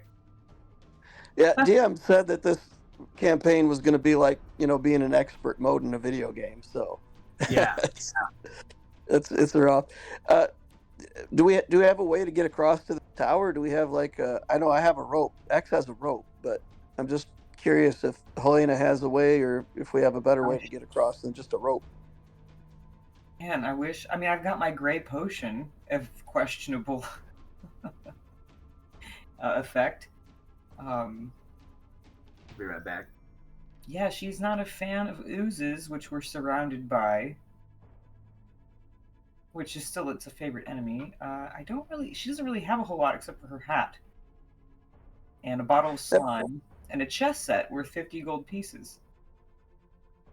Do we think that potion is invisible, maybe? It might be. Not sure.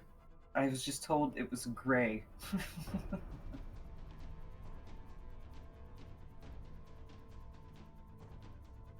It might give us the edge. I mean, hopefully it's not harmful. Welcome back, DM. Thank you. We're discussing the questionable materials in the gray potion that Helena has.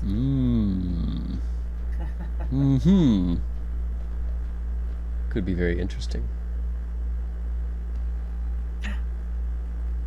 If it's a potion of Misty Step, that would be fantastic. I don't even know if that exists, but just step across to the tower, that'd be fantastic. Mm-hmm. All right, I'm gonna step out for a second. Okay, yeah, excellent. I'm gonna pop over here and open up or look at chat. Ah, hey gang. Good times.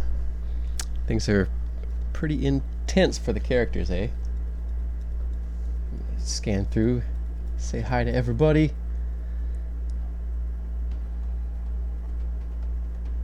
Let's see. Hey, Small Wonders. Hey, Valentine. Hey, Potato Queen. Hi, Elijah. Hey, John Carr. It's good to see y'all.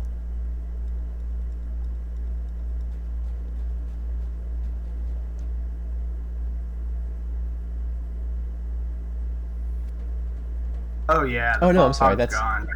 that's him. The fog goes away. Oh, when you drop, yeah. Good call. Yeah, fog's gone. Sorry, y'all. Is it concentration, or does it just stay until it's done? It's concentration.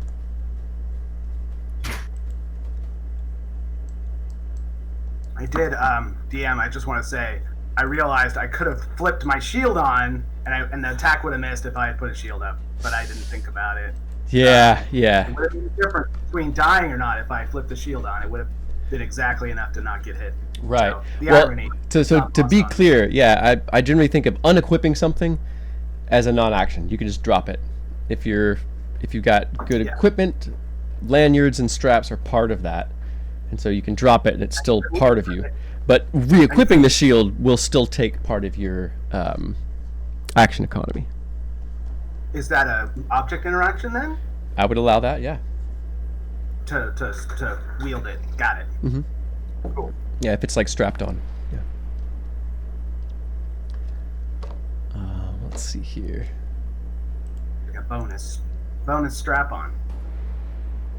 That sounded weird out of Amazing. context. Combat strap on. That's all I heard. Yeah. Is this tower the one that used to house relics in it? Yes.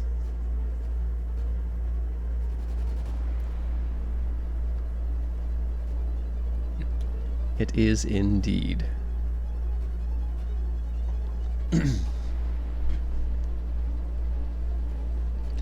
And more than just relics, it housed a great many things.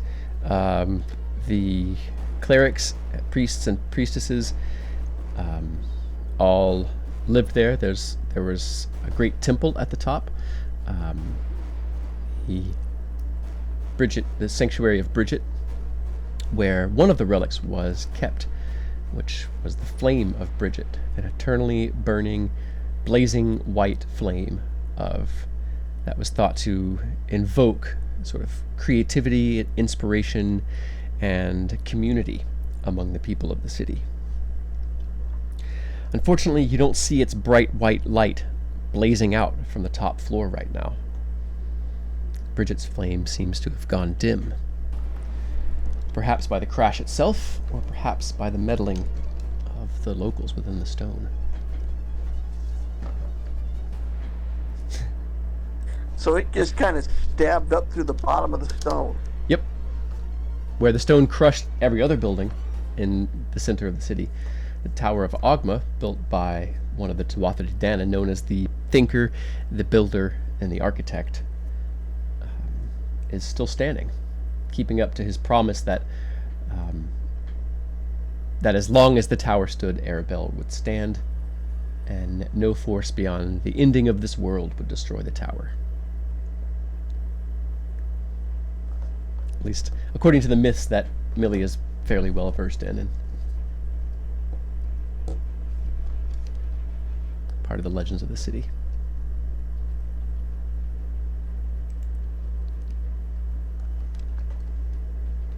Oh, and with the fog gone, I guess that would reveal the other guys that were hidden. I imagine. It would indeed. They're going to have to toss me. It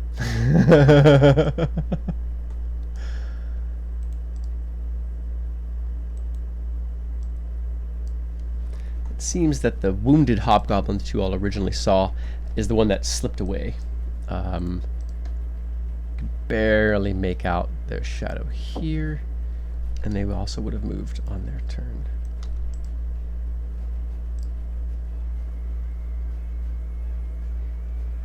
A couple of these guys are mildly wounded, right? Mm-hmm. Mm-hmm. Yeah, so for the viewers, I use a script for my tokens. So you can see when there's bright red around somebody, they're near death. There'll generally be an X over them when they're dead or dying. And bright green is the brighter green, the healthier they are. Once it gets toward like that spring green, yellow green, it's getting over toward orange, getting over toward red. So that yellow usually means they're about at half health or a little bit more. It'll be like a clear yellow generally when they're at half health.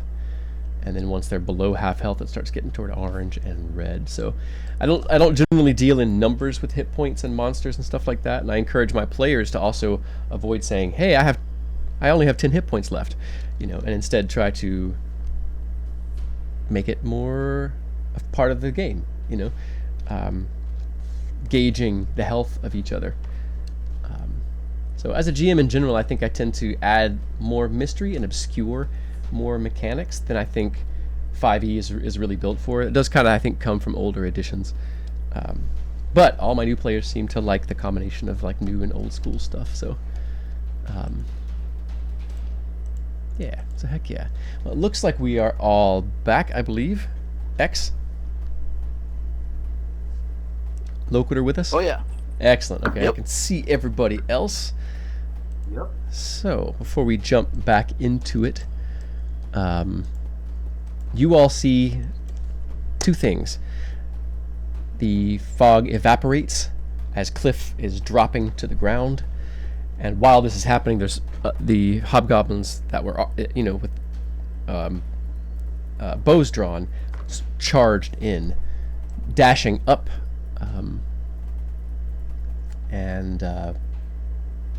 but using their dash did not make an attack on Cliff or on anybody else. They sort of just slipped up into position. So, with those thoughts, I'm just sending a private message real quick. With those thoughts, what is Millie doing next? I mean, there's not much else to do but run north.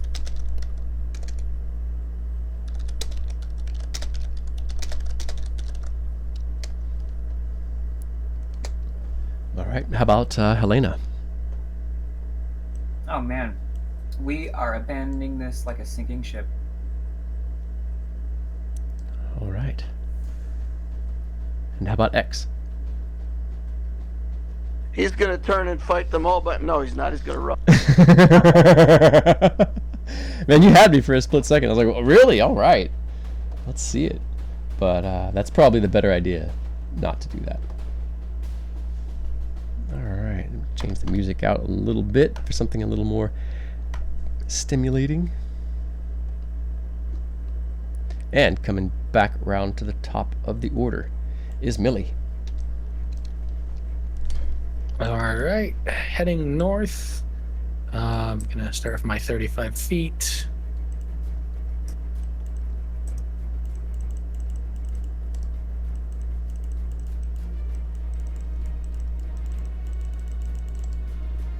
And you can look out down into the...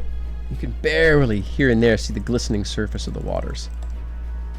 Now that you're here too, you see some large shape out in the center. A massive pillar that seems to rise out of sight up into the darkness above you.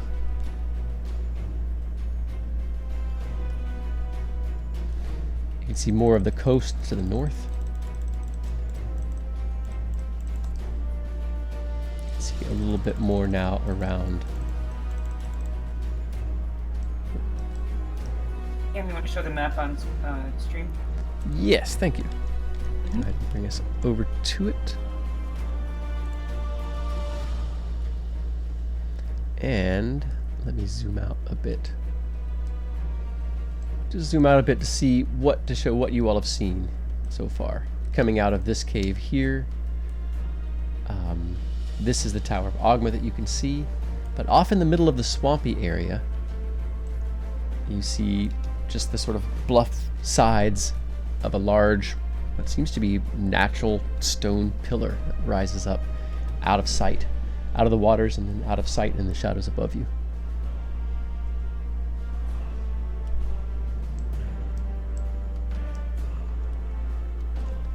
So, Millie, you slip forward. And what else? Do I see any more of this area? Or is this like... Let's see here. Yes, you do.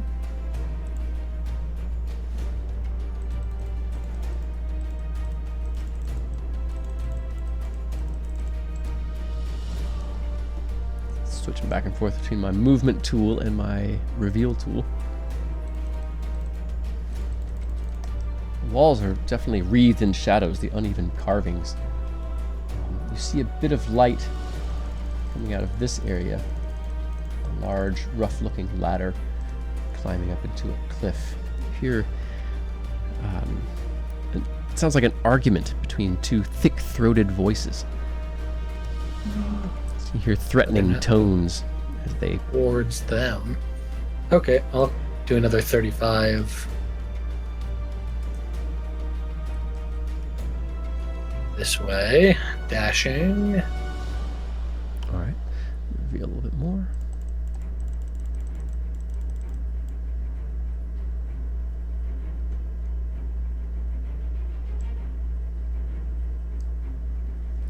Goodness. Sometimes Roll20 does not cooperate, but overall, I love it.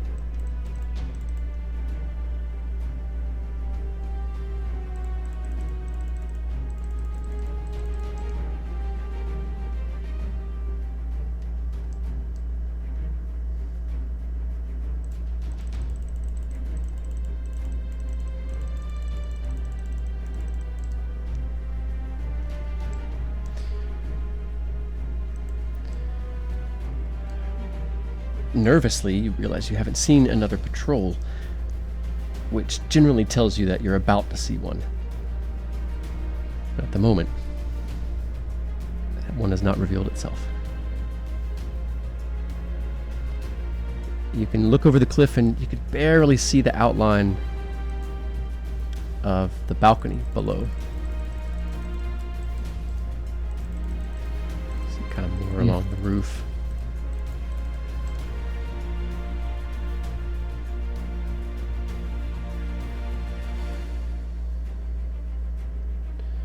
Looks like about a 15-foot drop. With the momentum, you'd consider it a 20-foot drop, leaping across to that balcony. You think most of your party could do it, it would just hurt.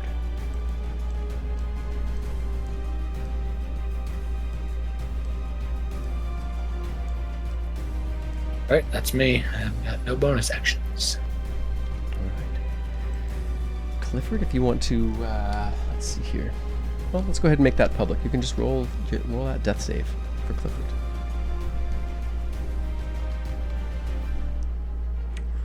Right. Next in the order is Helena. Kind of losing sight mostly of Millie. You can see a small smudge in the darkness ahead of you, or the very, very dim light. We are definitely going to dash on out of here. Trying to catch up as best as we can. Doop. Oh, last round you had a ready to action. Just a reminder, would that have gone off or no? Absolutely. If You have a ready action. You don't have to take it, but it So- would have gone off before your turn. like if someone came, one of the, Yeah, I guess I can see because the Fog fog's went gone. down. Now you And Okay, they're yeah. illuminated well by And they're fire. up. Yeah, good call, Cliff. Yeah. Thank you. Yeah, thank you.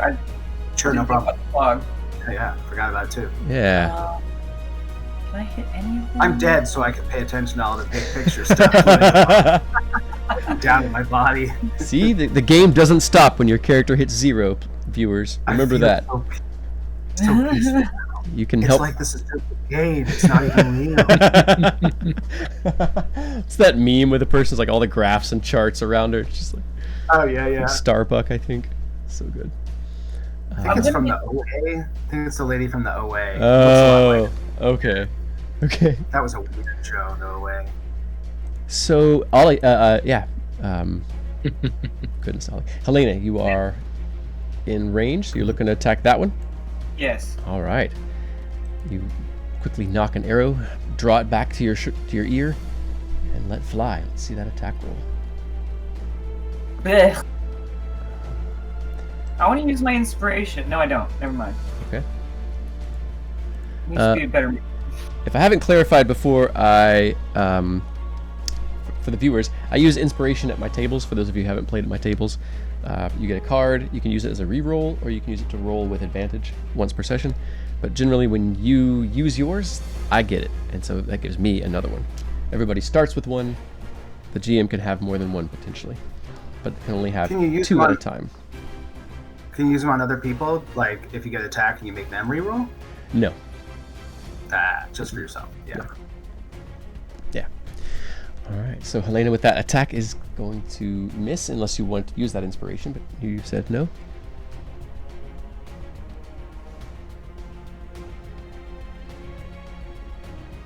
I think you're Does that muted. count? Oh, there you are. Sorry.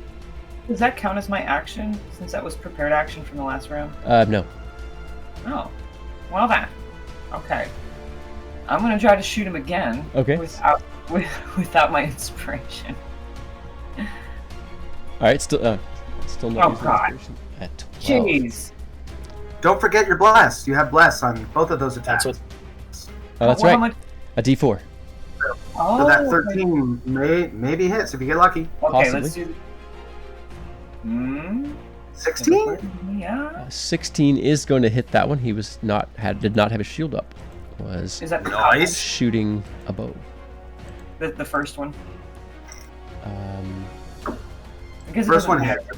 Yeah. Yeah, the first one's going to hit.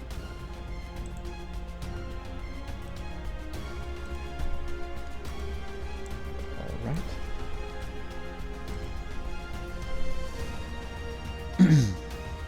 And you another can, D4 for the second attack.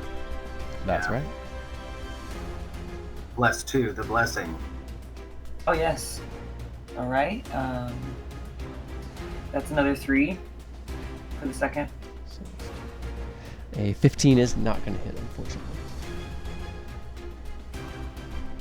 Oh yeah. Okay. Does not puncture the chainmail. And then I'll take the rest of what I've got, and I'm gonna scurry on up 30 feet.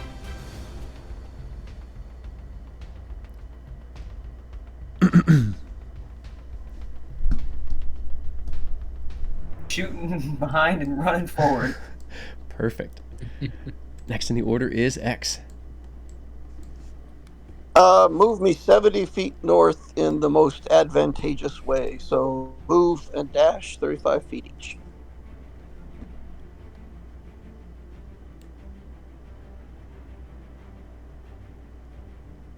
Oh, 70, not 75.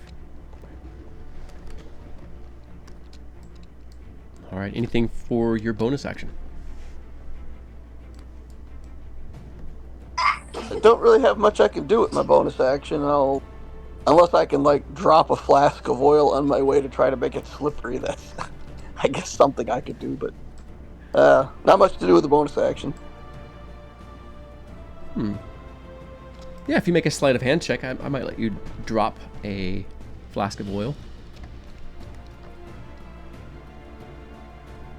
Yeah, I'll drop a flask of oil and then as an object interaction or whatever. I don't know. It seems like a waste of resources. It's going to be like 1 5-foot square that won't matter. Okay. Nah, I'll just pull out my daggers. I'll just get my daggers out as I run. All right. All right. So next in the order, The hobgoblins step forward. Those with shields kind of step up in front. The leader seems to stay behind. The others advance a bit. They stay low. They climb down and get a little bit of cover along the cliffs.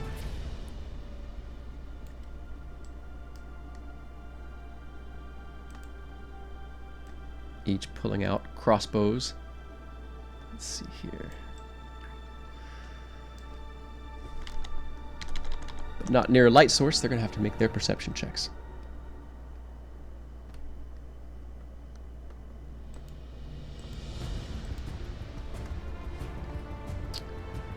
Alright, only one of them is going to succeed and is able to take a clear shot. But still, they're going to all three fire at Helena. First two will be with disadvantage. This one will be a single roll, looking at the roll on the left. So an 8, a 12, and a 12. 3 bolts whistle through the air around Helena, striking off the stone at your feet and sort of cutting through some strands of hair at the top of your head. Whoosh. And Helena, with the bullet time, avoids all of the attacks. She matrixes through them, you know? Not really. Does she react to that, though, as they're... I think she kind of just, her eyes are open very wide, and now she's thoroughly convinced that she needs to run faster. Fair enough. Hobgoblin leader reaches down toward its belt. The other pulls a flask out and douses Clifford's wound. Clifford, you are stable. You're no longer dying, but you are not healed, not brought back to consciousness. So kind. Then Thank you so much. It pulls its shield up and moves around, standing nearer, like sort of to guard the squad commander. As the squad commander pulls a brassy-looking horn from its belt and gives 3 short blasts on it.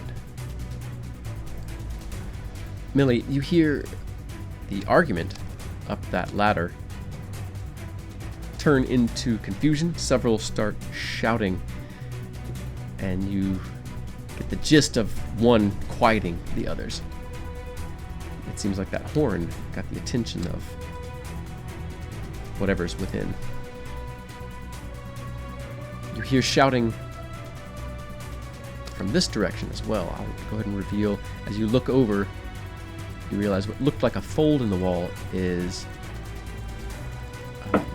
another, like, a doorway into another cavern. And you hear confused shouting. You hear the fighting within stop at the sound of those 3 horn blasts. You also hear far to the north, about 5 seconds later, another single blast from the same type of horn. That can't be good. So, Millie, you're planning on slipping forward? Are you going to make the jump this time? What's your plan for this round? I have no idea. Fair enough. Clifford? Helena? Let's do that. Helena, what's your plan for the round? I mean, just want to figure out a way to get to safety. Yeah, more of the same, essentially? Yeah. Okay. Clifford's having wonderful dreams about childhood. You know, back when things were easy. He's dreaming. Fair. What about X? I'm gonna run and jump. All right.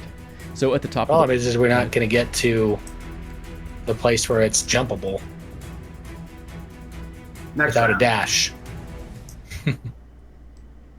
True enough. So Yeah, one more round of running before jumpies. All right. Millie could jump. If that's everybody's plan, we could probably go through the next couple of rounds a little more quickly than just sort of turn by turn. Yeah, because Helena X, if your plan is to dash ahead with Millie and follow along with her, the hobgoblins have their own particular plan, and Cliff currently doesn't have any choices available to him. Yeah, I mean, I could tell you what he's dreaming about, but Yeah. flavor. Yeah, I mean, I guess how. Yeah. My worry is if these things come out during that next round. I mean, you're all just gunning it for that ledge, right? Yep. So I was gonna start climbing down just because All right. less visibility. But Well, I think we make can. jumpy. Sorry. Oh, that's it. All right. Well, if that's the plan, yeah, we can. I think we can sort of breeze through a little bit of this. There's nothing immediately attacking you. Of course, if that does happen, then we'll have to slow down the rounds again. But for Millie, you can go ahead and move up to there over the next couple of rounds. You make any assessments if you want to make any like perception or insight checks, survival checks, anything like that. You can go ahead and make 2 of those, and you can make your athletics check.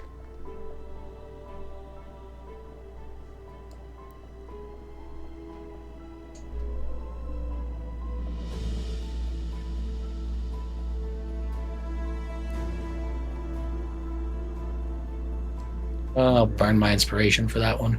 Okay. All right. So your foot starts to slip. You drop your weight down and push. And just, you drop your weight down. So as the stone sort of breaks and crumbles, your weight almost drops underneath that breaking stone. And you have this split second where you have traction and you use it and you launch yourself out into space. Go ahead and make a dexterity saving throw. You're definitely going to hit hard when you hit. Great. Right.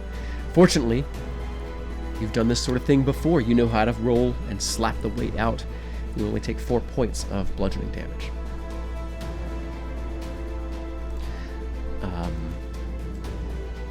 Let's see here. You had heard drumming, faint drumming coming from this corridor or this chamber. It had also ceased. You hear a voice shouting from within, giving commands to others. And this cavern is deadly silent.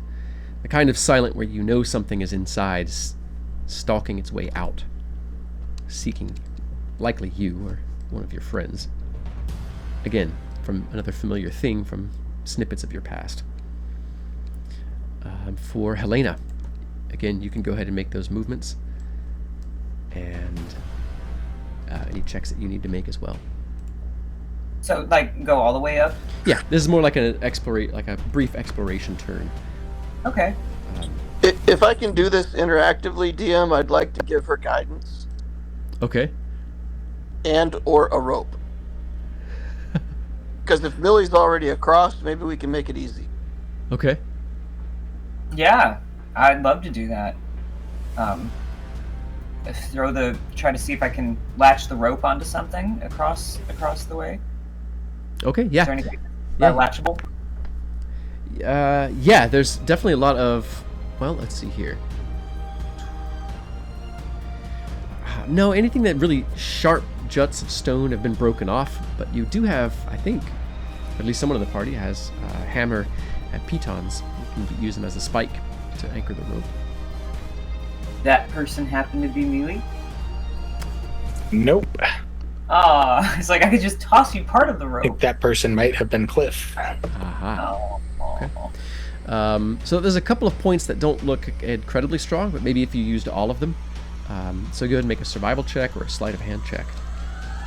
And see how well you can anchor this rope on a not ideal surface. Which you've dealt with a lot of before.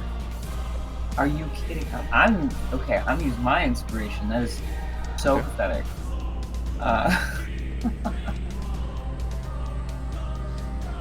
Fingers crossed. Thanks. 26. Nice. Thanks. Okay. Yeah, you find three like humps or a spike, a little rounded nodule of stone that you managed to do some clever knotwork, bracing the rope in 3 different places, distributing the weight around them, and toss the other end over to Millie. And Millie, there's a stone railing. There's sort of pillars that flank the doorway back in from the balcony. There's several places you can easily tie the rope off.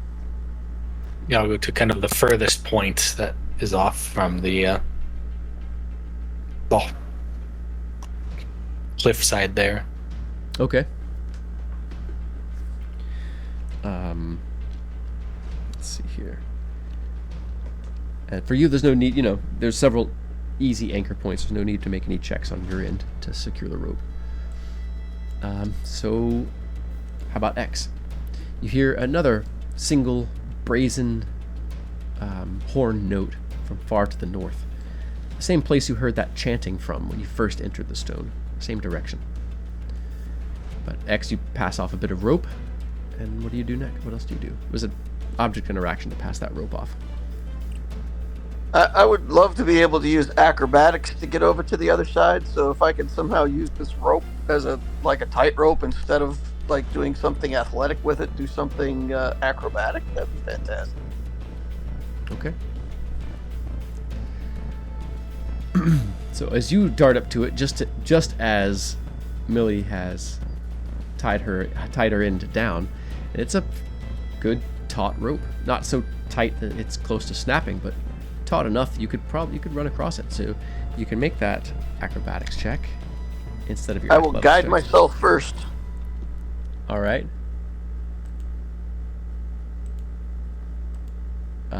Somebody want to roll that And then D4? I got it. All right. Maybe. Far looking good. There we go. 3. Dirty 20. Definitely succeed. Feel free to describe how this feat that you perform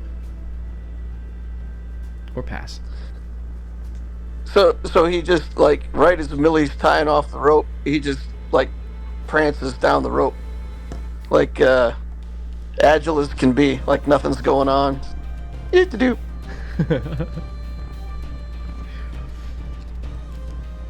He's gesturing wildly for Helena to join him. She quickly wishes to do the same and will as soon as she can. Okay. You can go ahead and make an athletics or acrobatics check to cross the rope. You can, yeah. And hopefully the guidance worked. And with a D4. Nice. Oh, with a D4 as well? Well, And with a D4. yeah, and 4. That's right. All right. So feel free to describe Helena's feat of strength. It's not so much balancing on it. Maybe it's leaping. It could be climbing really quickly. You tell me, but it's usually going to be kind of strength. She actually gets on all 4s and uses her hands and feet and kind of grips them like she's observed many rats in the past do, and she scurries very quickly across. Awesome. I just want to briefly pause and say, I don't know if any of you all as a kid or recently have ever tried to balance on all 4s on a pole or rope, but it's exceedingly hard for humans to do. So I just wanted to point that out. Awesome. You said strength. Yeah, absolutely. Serious core You aren't strength. entirely human. I think you're part rat. You've definitely got some rat DNA in your character. It's all the rat strength. We don't know it yet, but And then for sure we're not leaving this rope behind. So if we can retrieve it, we're taking it with us. Right. Cliff lost his rope and his grappling hook. They're down the cliff. Property of the goblins now. So as you, one by one, slip down, slip through the doorway, there's only, let's see here. You come in. There's a landing on a set of stairs that spiral the inside wall of the Tower of Ogma. Everything is dark, but down the stairs and on the floor you're on, you're kind of looking out over the meditation chambers and inner apartments of the people who, the clerics who live here in the tower, or lived here. You see bodies strewn about. You don't see blood as if they've been slashed and killed, but you do see, even in the very, actually, for X, you see very, very clearly, of course. But yeah, it's dark in here, but you can see bodies of clerics and acolytes strewn on the ground. No wounds, no blood.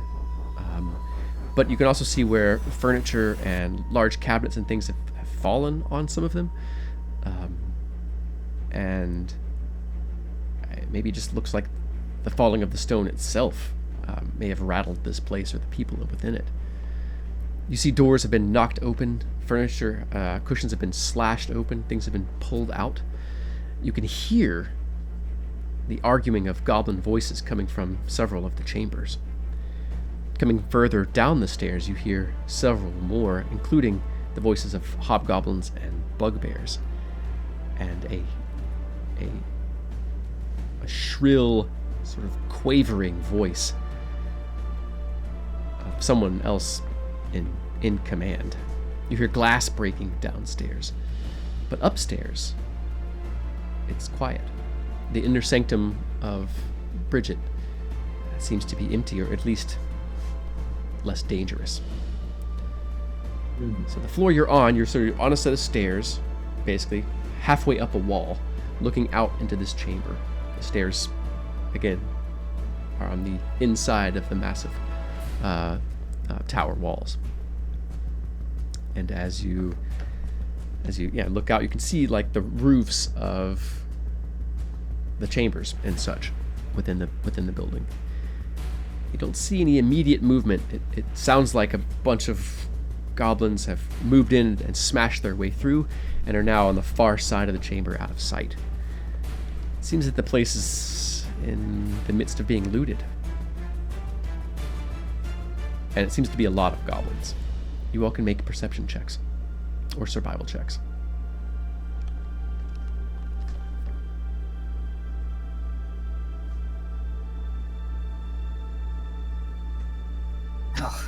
Okay. It's a lot. It's more than you've dealt with before. It's closer to the sounds of goblins in the square in the initial attack that you all survived.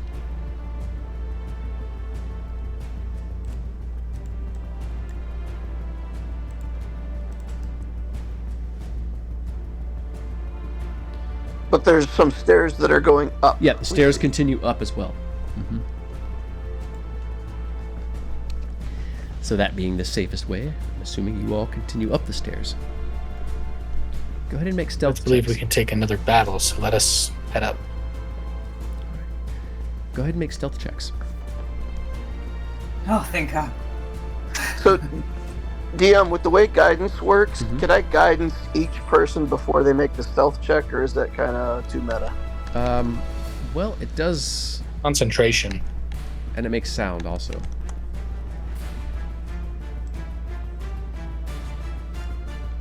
So yeah, you could do it to one person. It's verbal. Yeah, but you're gonna make So it's sound.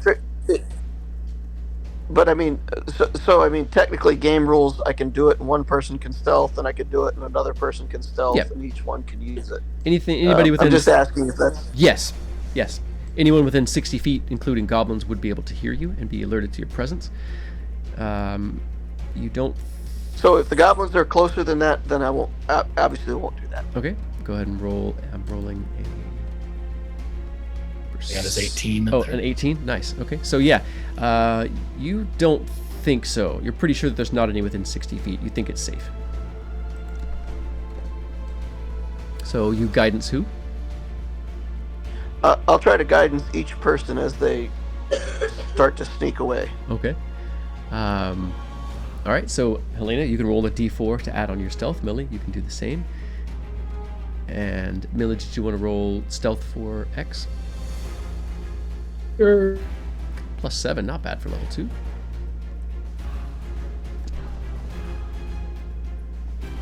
That's a stealth And roll. Millie's 23. That's where I put my expertise. Helena vanishes. And yeah, and X vanishes. And Millie, for a moment, you have this alarming feeling that you are alone because you're on the stairs and you're having trouble seeing them. You definitely don't hear them. But creeping close after each other, you all make your way up the stairs. And they bring us on to a new area of the map.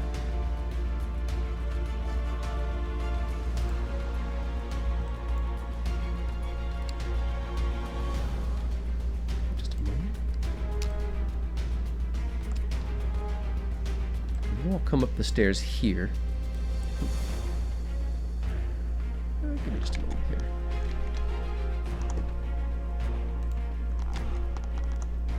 Something did not work.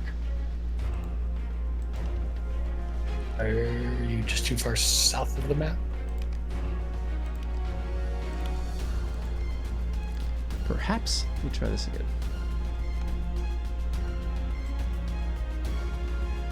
I'm just surprised.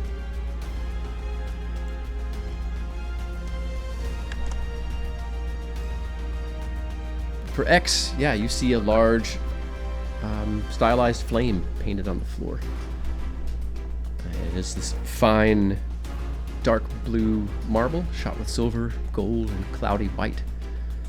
There are pillars that ring the area, and on the walls are carved and painted murals that depict a thick forest. It is dark, quiet. You see the bodies of 5 figures. It's hard to tell what they were because they are burned. It's just the humanoid outlines in ash. One of them stands in the center. You make out a few scraps of leather, a burned wand, and what you think is a part of a spell component pouch.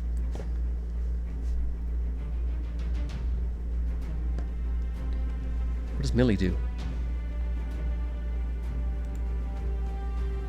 I'm gonna slowly head up and kind of just try to take a circle and ensure there's nothing hiding up here.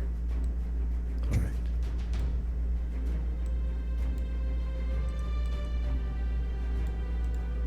We'll go ahead and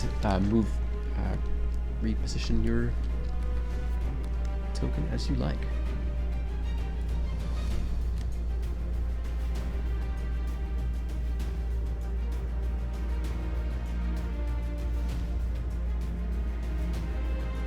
Nothing moves.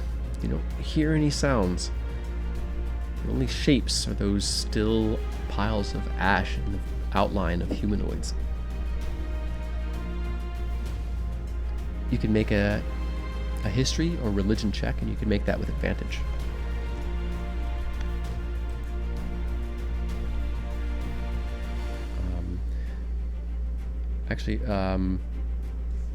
Helena, you can also make a history or religion with advantage. History, you said? And X, you can make a history or religion. Only the religion would be with advantage in this case, then. So I'm going to go ahead and roll religion for X. Yeah, I'm not surprised Helena don't know nothing. All right. 18. Really got an 18 on religion. All right. Nothing for X. Perfect. So, well, yeah, if you know that the Flame of Bridget is one of the relics, it's the most mysterious relic. It's sometimes argued that it's not really a relic because it's a fire, but it's a fire that's burned here eternally. One of the legends about it is that it will burn evildoers to ash, or those who come before the flame if you know, they have evil thoughts, evil in their heart, they're not, that they won't admit, basically, it'll burn them to ash. That looks sort of like what happened. Go examine the bodies, just Okay. see what's left, I guess. They're all out toward the center, inside the chamber. So as you slip in past one of the columns, your eyes, peering out, it's very dark. You can barely see. There's a balcony. There's a little bit of firelight that's coming in through the southern doorway. But it's very dim. You can kick around in it. You reach down. You find a half-burned stone, or half-burned and melted stone wand. Leather pouches, burned remains of some terrible-smelling flower inside. It looks like spell components. You can make an insight check or an investigation check.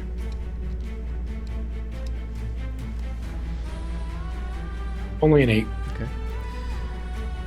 Okay. Someone meddled with something, It's possible that these are goblins, but you're not sure what they were trying to do. Perhaps they were trying to steal one of the relics.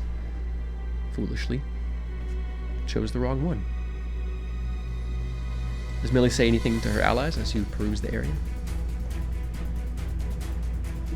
I think I'll just explain kind of why these creatures or people became ash.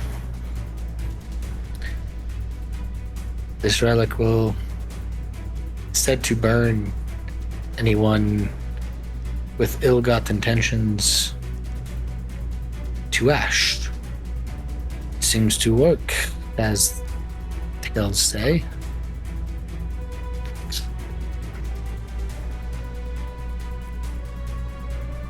Step briefly back over to Clifford. Clifford, everything is sort of a haze of pain and darkness. There are muffled, sharp voices. No, tired. I'm trying to sleep. You feel a boot nudge your ribs. A voice in Goblin. Oh shit. Quiet! Am I awake? Yeah, you're still in the same area. You think you've been leaning up against a wall. You're tied. You're in the midst of being tied up. And so is Lokag. You're using quite a bit of rope on Lokag. He's still unconscious. He seems to be breathing. Wow. How many hobgoblins are around him? At the moment, there are 3 of them. 2 of them are dealing with you and Lokag, and another is sort of looking back to the north, where your allies had been headed. Oh. Damn. I'm not gonna give away that I'm like waking up, I guess. Okay. I'll try to keep my eyes closed. Okay. I wonder if I could do I don't know if I could do some perception to get a sense of what's going on, or if it's just all, my passive is 17. But I wonder if I could do a sleight of hand check to sort of kind of make it hard for them to tie me up. Like, make my hands a little thicker so it seems like they're tying me up, but what would I use to sort of make it hard for them to actually maybe tie me up? So I would say sleight of hand would work. All right. But you're I'll also try going to that. need a deception check. All right, yeah, deception's going to be garbage. But let's see how good that works. All right, not bad. 15. Yeah. Not bad. Yeah. And then I'll try the sleight, and we'll see what happens. 24 on the sleight. Rolled a 19. Okay. So it's sort of a pre-flight, hoping it'll be easy for him to get an escape later if he needs to. You are caught. This one's awake. Don't let him free himself. The other one moves over and works to tie you up. But you manage to keep a little play in the bonds. And you think if you get the opportunity, you'll be able to free yourself. Not sure about Lokag yet. But as your senses sort of slowly come back to you, whatever they gave you is healed you a bit, so you gain 1 hit point as you rouse alright. back to consciousness. Nice. Lokag's.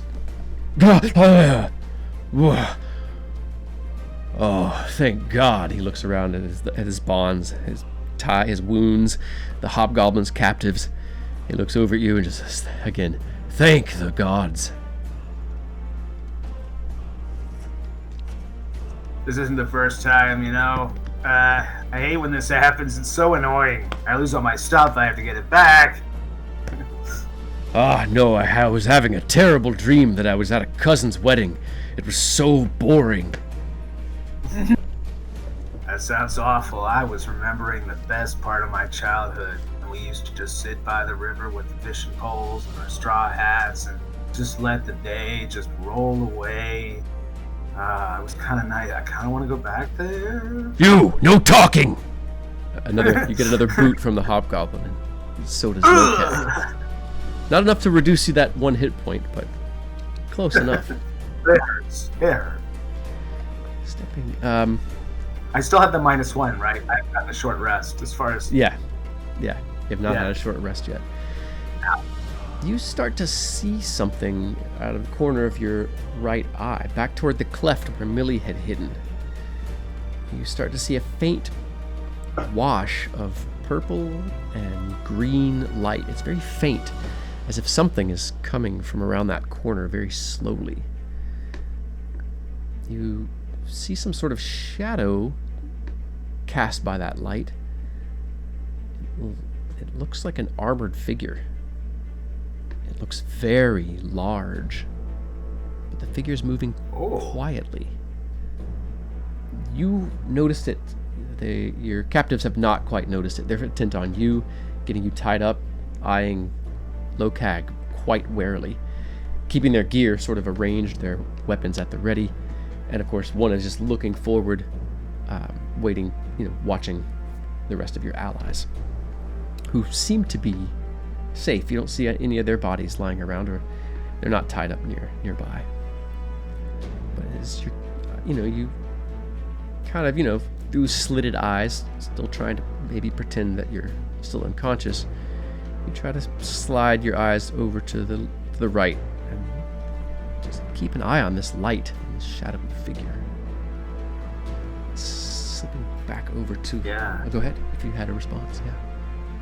Oh, yeah, you got it. He's just like waiting for his moment, and keeping an eye on this, whatever this is. And he's completely ready to, at the next minute. So yeah, cut. All right. So back to the tower top and Helena. As ahead of you, Millie slips out into the chamber to investigate. What does Helena do?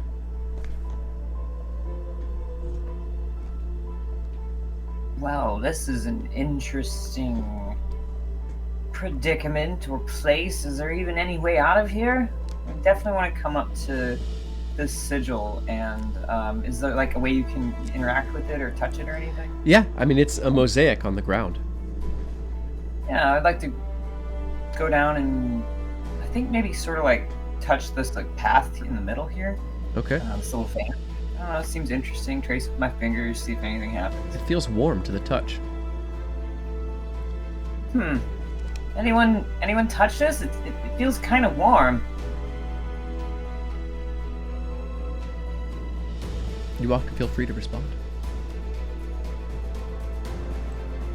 That's a no then. Anyway, can I do No, like let's a touch it. little investigation or anything? Check. You can make an All right. investigation, or arcana, religion, or nature. She sucks at all of those, except no, all of them. So Perfect. We'll Street do- wisdom. That's Helena's thing. She knows the streets and the Oh, sewers. she all about the streets and sewers. Mhm. We'll do arcane because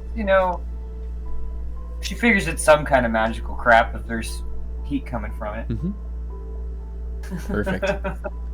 Which is probably exactly what she says after her investigation. All right, let's see here.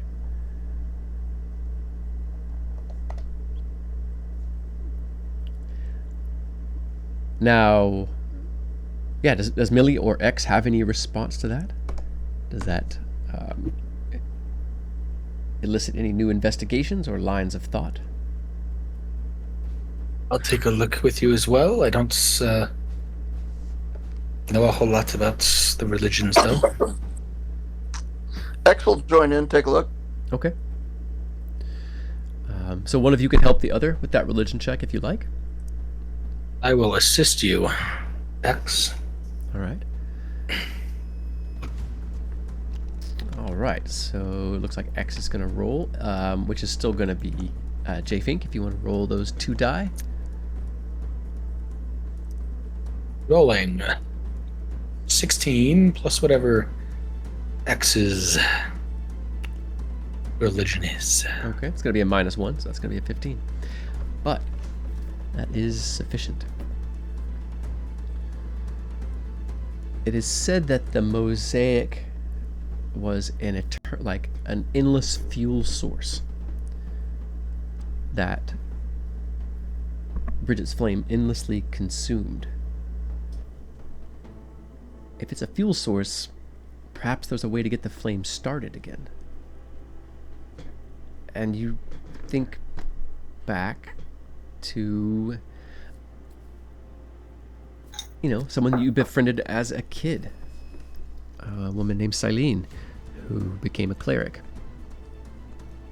who, unfortunately, her body may be somewhere downstairs, but Silene was being trained to be a keeper of the flame, someone who meditated in this chamber, someone who knew how to relight it if it was lit. It was said that a flame and the what is it?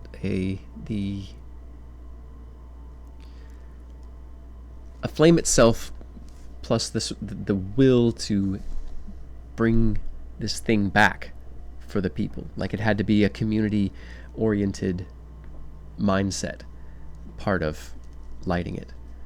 She said she thought that the rituals didn't really matter, that it was really just as simple as having the right intention and a flame source.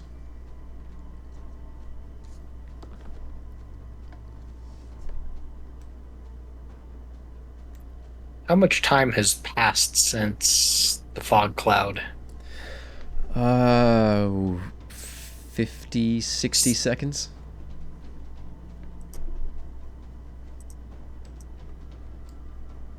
All right.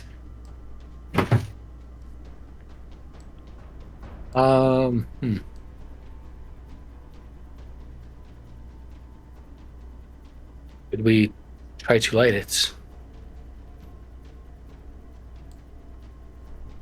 I think I might have something that can do something similar.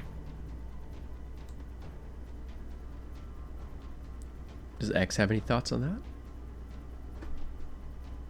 Well, X definitely wants to light it, and he's wanted few things than to have a flame in this place of darkness. So, if there's a will to want it back for the community, X is certainly, he wants it. Does Helena have any thoughts? Case, she's just gonna step back. All right. All right.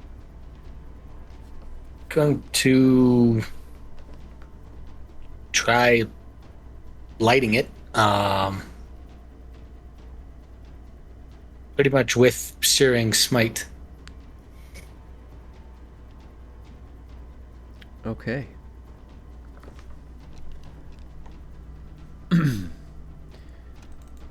As you reach forward with the blade itself, reaching it toward the centralmost point of that spiral, you feel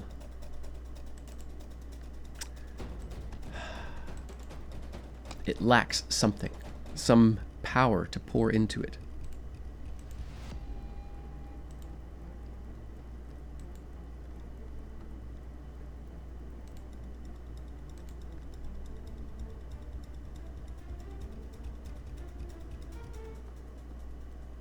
Don't know if we know anything powerful enough to do this yet. You can feel the enchantment on the smite laid on your blade. Itself should suffice.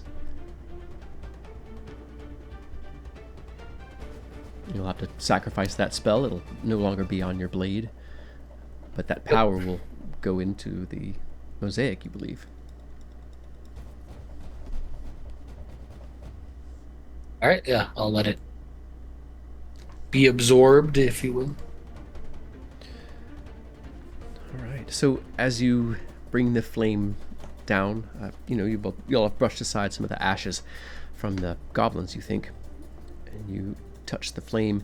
You see flame sort of skitter, flowing along the edges and the planes of the blade like liquid fire. They flow down into the spiral and they race along it, its looping whirls outward. As they do, a wave of shimmering light grows within the mosaic stones themselves. Small wisps of flame, thousands of them, seem to rise up from this mosaic. They seem to an unseen current of wind seems to bend them together, so they sort of flow and curl around and lengthen and weave together over the center of the chamber. Once they all touch, it's as if some gravity takes them, and all that fire, that sort of white fire, rises up out of the individual mosaic stones and weaves themselves together into a long, curling flame that dances 2 feet above the stones. The whole chamber changes as this happens. The pillars themselves begin to glow with a pale silvery light, as if of the moon. The mosaic on the walls begins to shift and move, the plants breathing and shifting in the wind. You can see animals moving within the mosaic. And you can see the seasons change in each mosaic, circling like as summer circles the chamber. The place is filled with wavering, undulating light. You all feel at peace.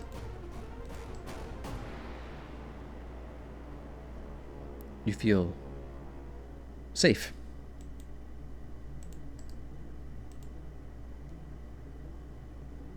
Not expect that to work.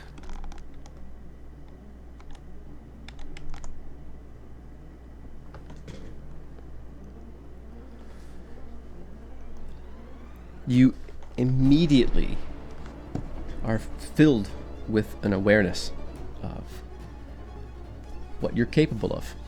You know your being. You now have prepared spells if your class and character has access to them. So is this like a full rest, basically? Like, It's not a full rest. Mm-mm. No? You Okay. just get your spells. Okay. You just get access to those. Well, that's cool.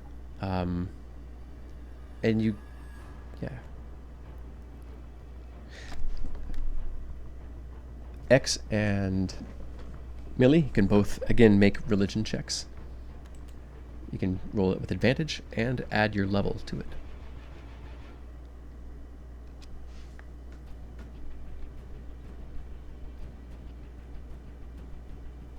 All right. 16 for me. All right. It's going to be 11, I think, for X. A sense of vitality fills you. You feel, even though you could feel your wounds, you can feel your exhaustion. Your body feels somehow stronger and more able than it did previously. How does X respond as this flame appears and light begins to shimmer and undulate around the polished marble chamber?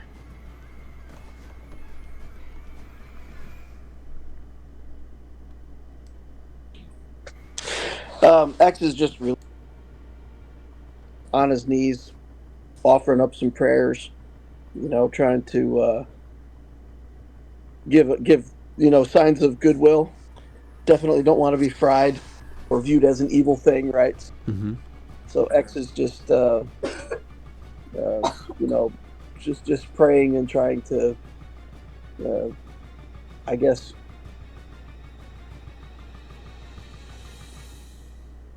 good and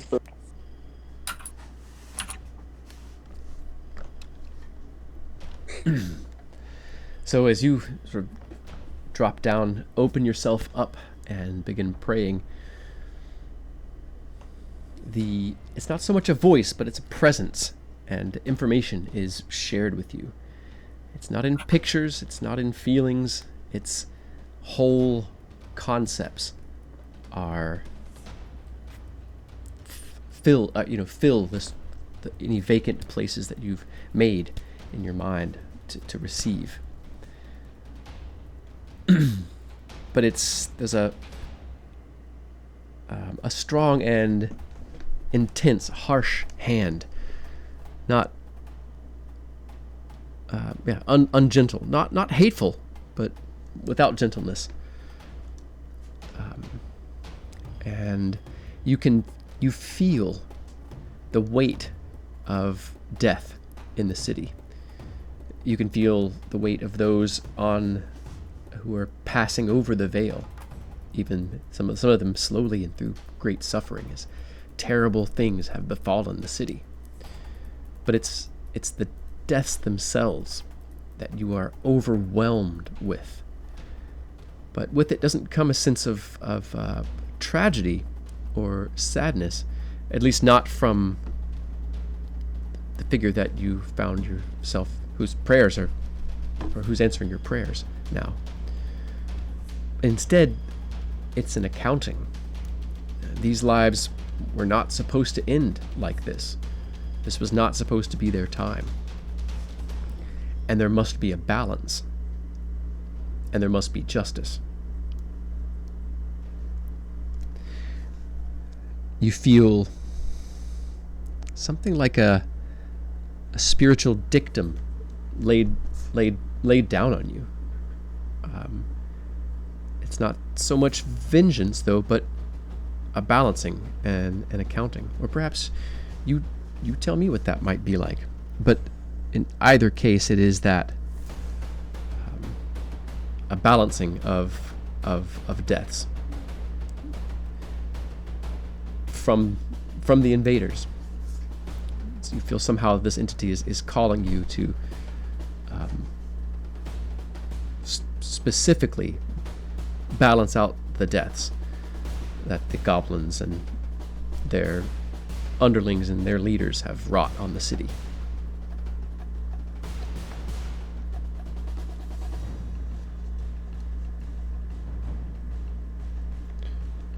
So I think as all this knowledge and power is washing over X, it becomes, more and more intense. Probably all different kinds of tattoos on his body start glowing.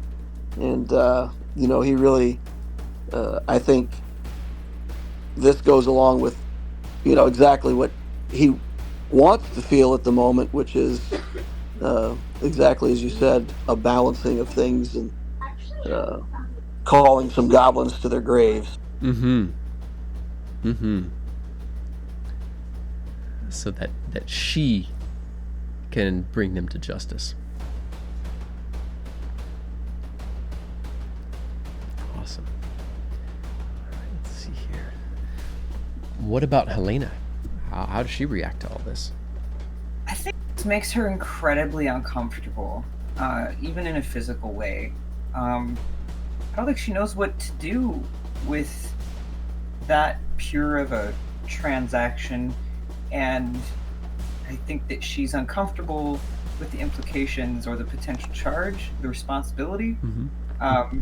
But at the same time, she's never experienced anything so profound before, so I think she's just sort of silenced by it, actually. And in that silence, you feel like a presence, a comforting presence. It's a presence that you've felt rarely, but here and there, often when things were at their worst. The first time you were very young and alone and in a very scary situation and lost, and you felt this presence, and it reminded you what you knew and what you were capable of, and how swift and cunning you were, and what a good hunter you were, and what a terrible prey you made. You feel it again, and this time you almost feel it's like 3 cool fingers softly caressing your brow. Just a brief sort of stroke as if to wipe some of the worry, pain, or heaviness that Helena has felt away, and to remind you that there's something that's always been there. And maybe it's an uncomfortable feeling, but that maybe realization. But somewhere in there is the thought that maybe you never were alone. Who knows? That may make Helena even more comfortable, or uncomfortable. Oh, yeah. Oh, definitely. Excellent. All right, so stepping back over toward Cliff and Lokag. I have a plan. Share what I'd like to do, and we could figure it out. I'd love to just set it up so that when Lokag's actually physically back here, he can take his actions. So, but my thinking is what I'd like to do. If I can, if anyone has a knife or any kind of blade, I want to grab the blade, slip away, cut Lokag free. That's sort of what I want to try to do. Okay, awesome. As you just a moment here, get a sip of water. As your eyes, slitted, narrowed down, cut from the hobgoblins to Lokag's face, back to the right at this growing light, you now suddenly hear thundering footsteps of a heavily armored creature. You hear this sort of screeching of rusted metal, and stomping into view is a massive figure. It's easily 12 feet tall and plate mail. It could not have been hidden in that cleft you were just in. But it stomps out there is a orb of dazzling, flickering, and scintillating light of this rancid purple and lurid green. They seem to swirl and dance about each other, almost making your stomach queasy to look at it. There is a crossbow. It seems to be mounted on a frame over the figure's shoulder. Heavy boxes of steel adorn the bracers on the forearms of this creature. And its voice rasps and screeches out. "Who dares disturb the prey of Merlin? The great Merlin! The great Merlin comes for you! Go now, little hobgoblins!" The hobgoblins seem very alarmed. They turn, their attention immediately lost. Well, you are lost to their attention as they fix this Merlin figure. One tucks up its shield. They're still sort of flanking you, so they can, if you do anything really crazy, there's still a hobgoblin on either side of you and Lokag. But all their attention now turns to this massive figure that sounds like a goblin, that stomps like a giant, and it's the most heavily armored thing you have seen. The armor looks dented, beaten, and as if it's made of many, many pieces, some of which were likely never armor. "I thought I had taught you to fear the great Merlin!" The voice booms out as it takes a stomping step toward you and your enemies. I think this is a good spot to pause for the session. What do you all think? Da, da, da. Very exciting. Yeah? Oh my god. All right. What did you guys just find, or what just found you? More gadgets. That's it within theme. I want a mech. Oh yeah, everybody needs a mech. Well, yeah. Heck yeah. Yeah, who knows if that Merlin is friend or foe, but it's certainly, at least for the briefest of moments, is a distraction that you and Lokag might be able to make use of next session. Yeah. Yeah. Definitely dark horse. Well, yeah, that was pretty fun, and I feel like that stayed pretty tense up to the end. I thought that was great. Yeah, very exciting. Well, heck yeah! I'm gonna ask. So our viewers, if you all have any feedback, if there's any moments that stood out to you, go ahead and throw them in chat. If there's any moments that you really liked and you're a follower, please jump on and make as many clips as you like. That's really fun, and that's fun for us because like we see a clip pop up and it's like, oh, this is something that one of our friends or one of the viewers thought was cool, so like we like that stuff. But also, if there's just a moment that you liked, just drop it in chat right now. And I'm gonna hit up X and say, Loquitur, is there anything that stood out for you this session aside from playing Theater of the Mind? Yeah, no, I mean, like I said before, the danger feels real. Like we went into some place that's way above our pay grade, and that's how it feels. So we're trying to struggle our way through and figure it out. I thought the Millie lighting that flame was really kind of the highlight of the whole thing. That's sort of in character for what Millie wanted to do. The description of it was awesome. So. Heck yeah. Yeah, I look forward to y'all being able to sort of dig into that a little more, figure out what the heck's going on there and what you can do with it. Well, next I'm gonna step over to Nick and ask how was your session, even though half of it you were down. Yeah, I actually took some time to focus on the audience, so I went out on Twitch and just asked people questions. Oh heck yeah, thank you. I had a little fun with that, so it's much easier to focus when I'm not terrified of dying. Too many hobgoblins. That was super fun. I really enjoyed it. It's just great. Highlights. Just the whole time. It was like every time that any of us had to do something, we're like, are we going? What are we doing? Are we pulling? Are we?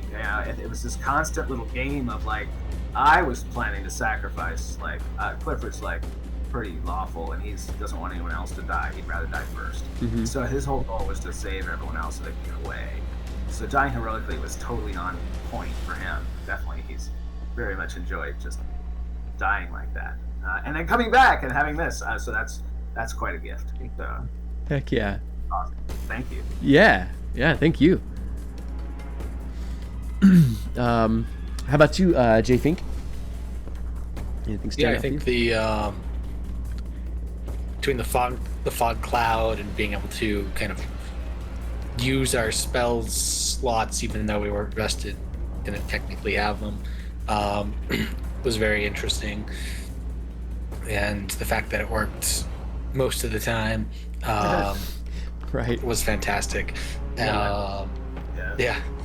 The few high rolls of damage and hits were very stellar, and I think like the fact that we were running kind of says naturally you're not going to have a good shot unless you're like a professional yeah at these things. Our level 2 characters really aren't gonna be doing too well running away. But then the upstairs in the temple, I was sitting there like, oh, I guess this is something that feels right. Millie's very much about the community, and later on we'll learn even more about that. So heck yeah. How about you, Pon Pon? Any thoughts for you? Anything stand out for you? Yeah, let's see if this shows up. Shows up on camera. Yes, Helena's very sad about Lokag.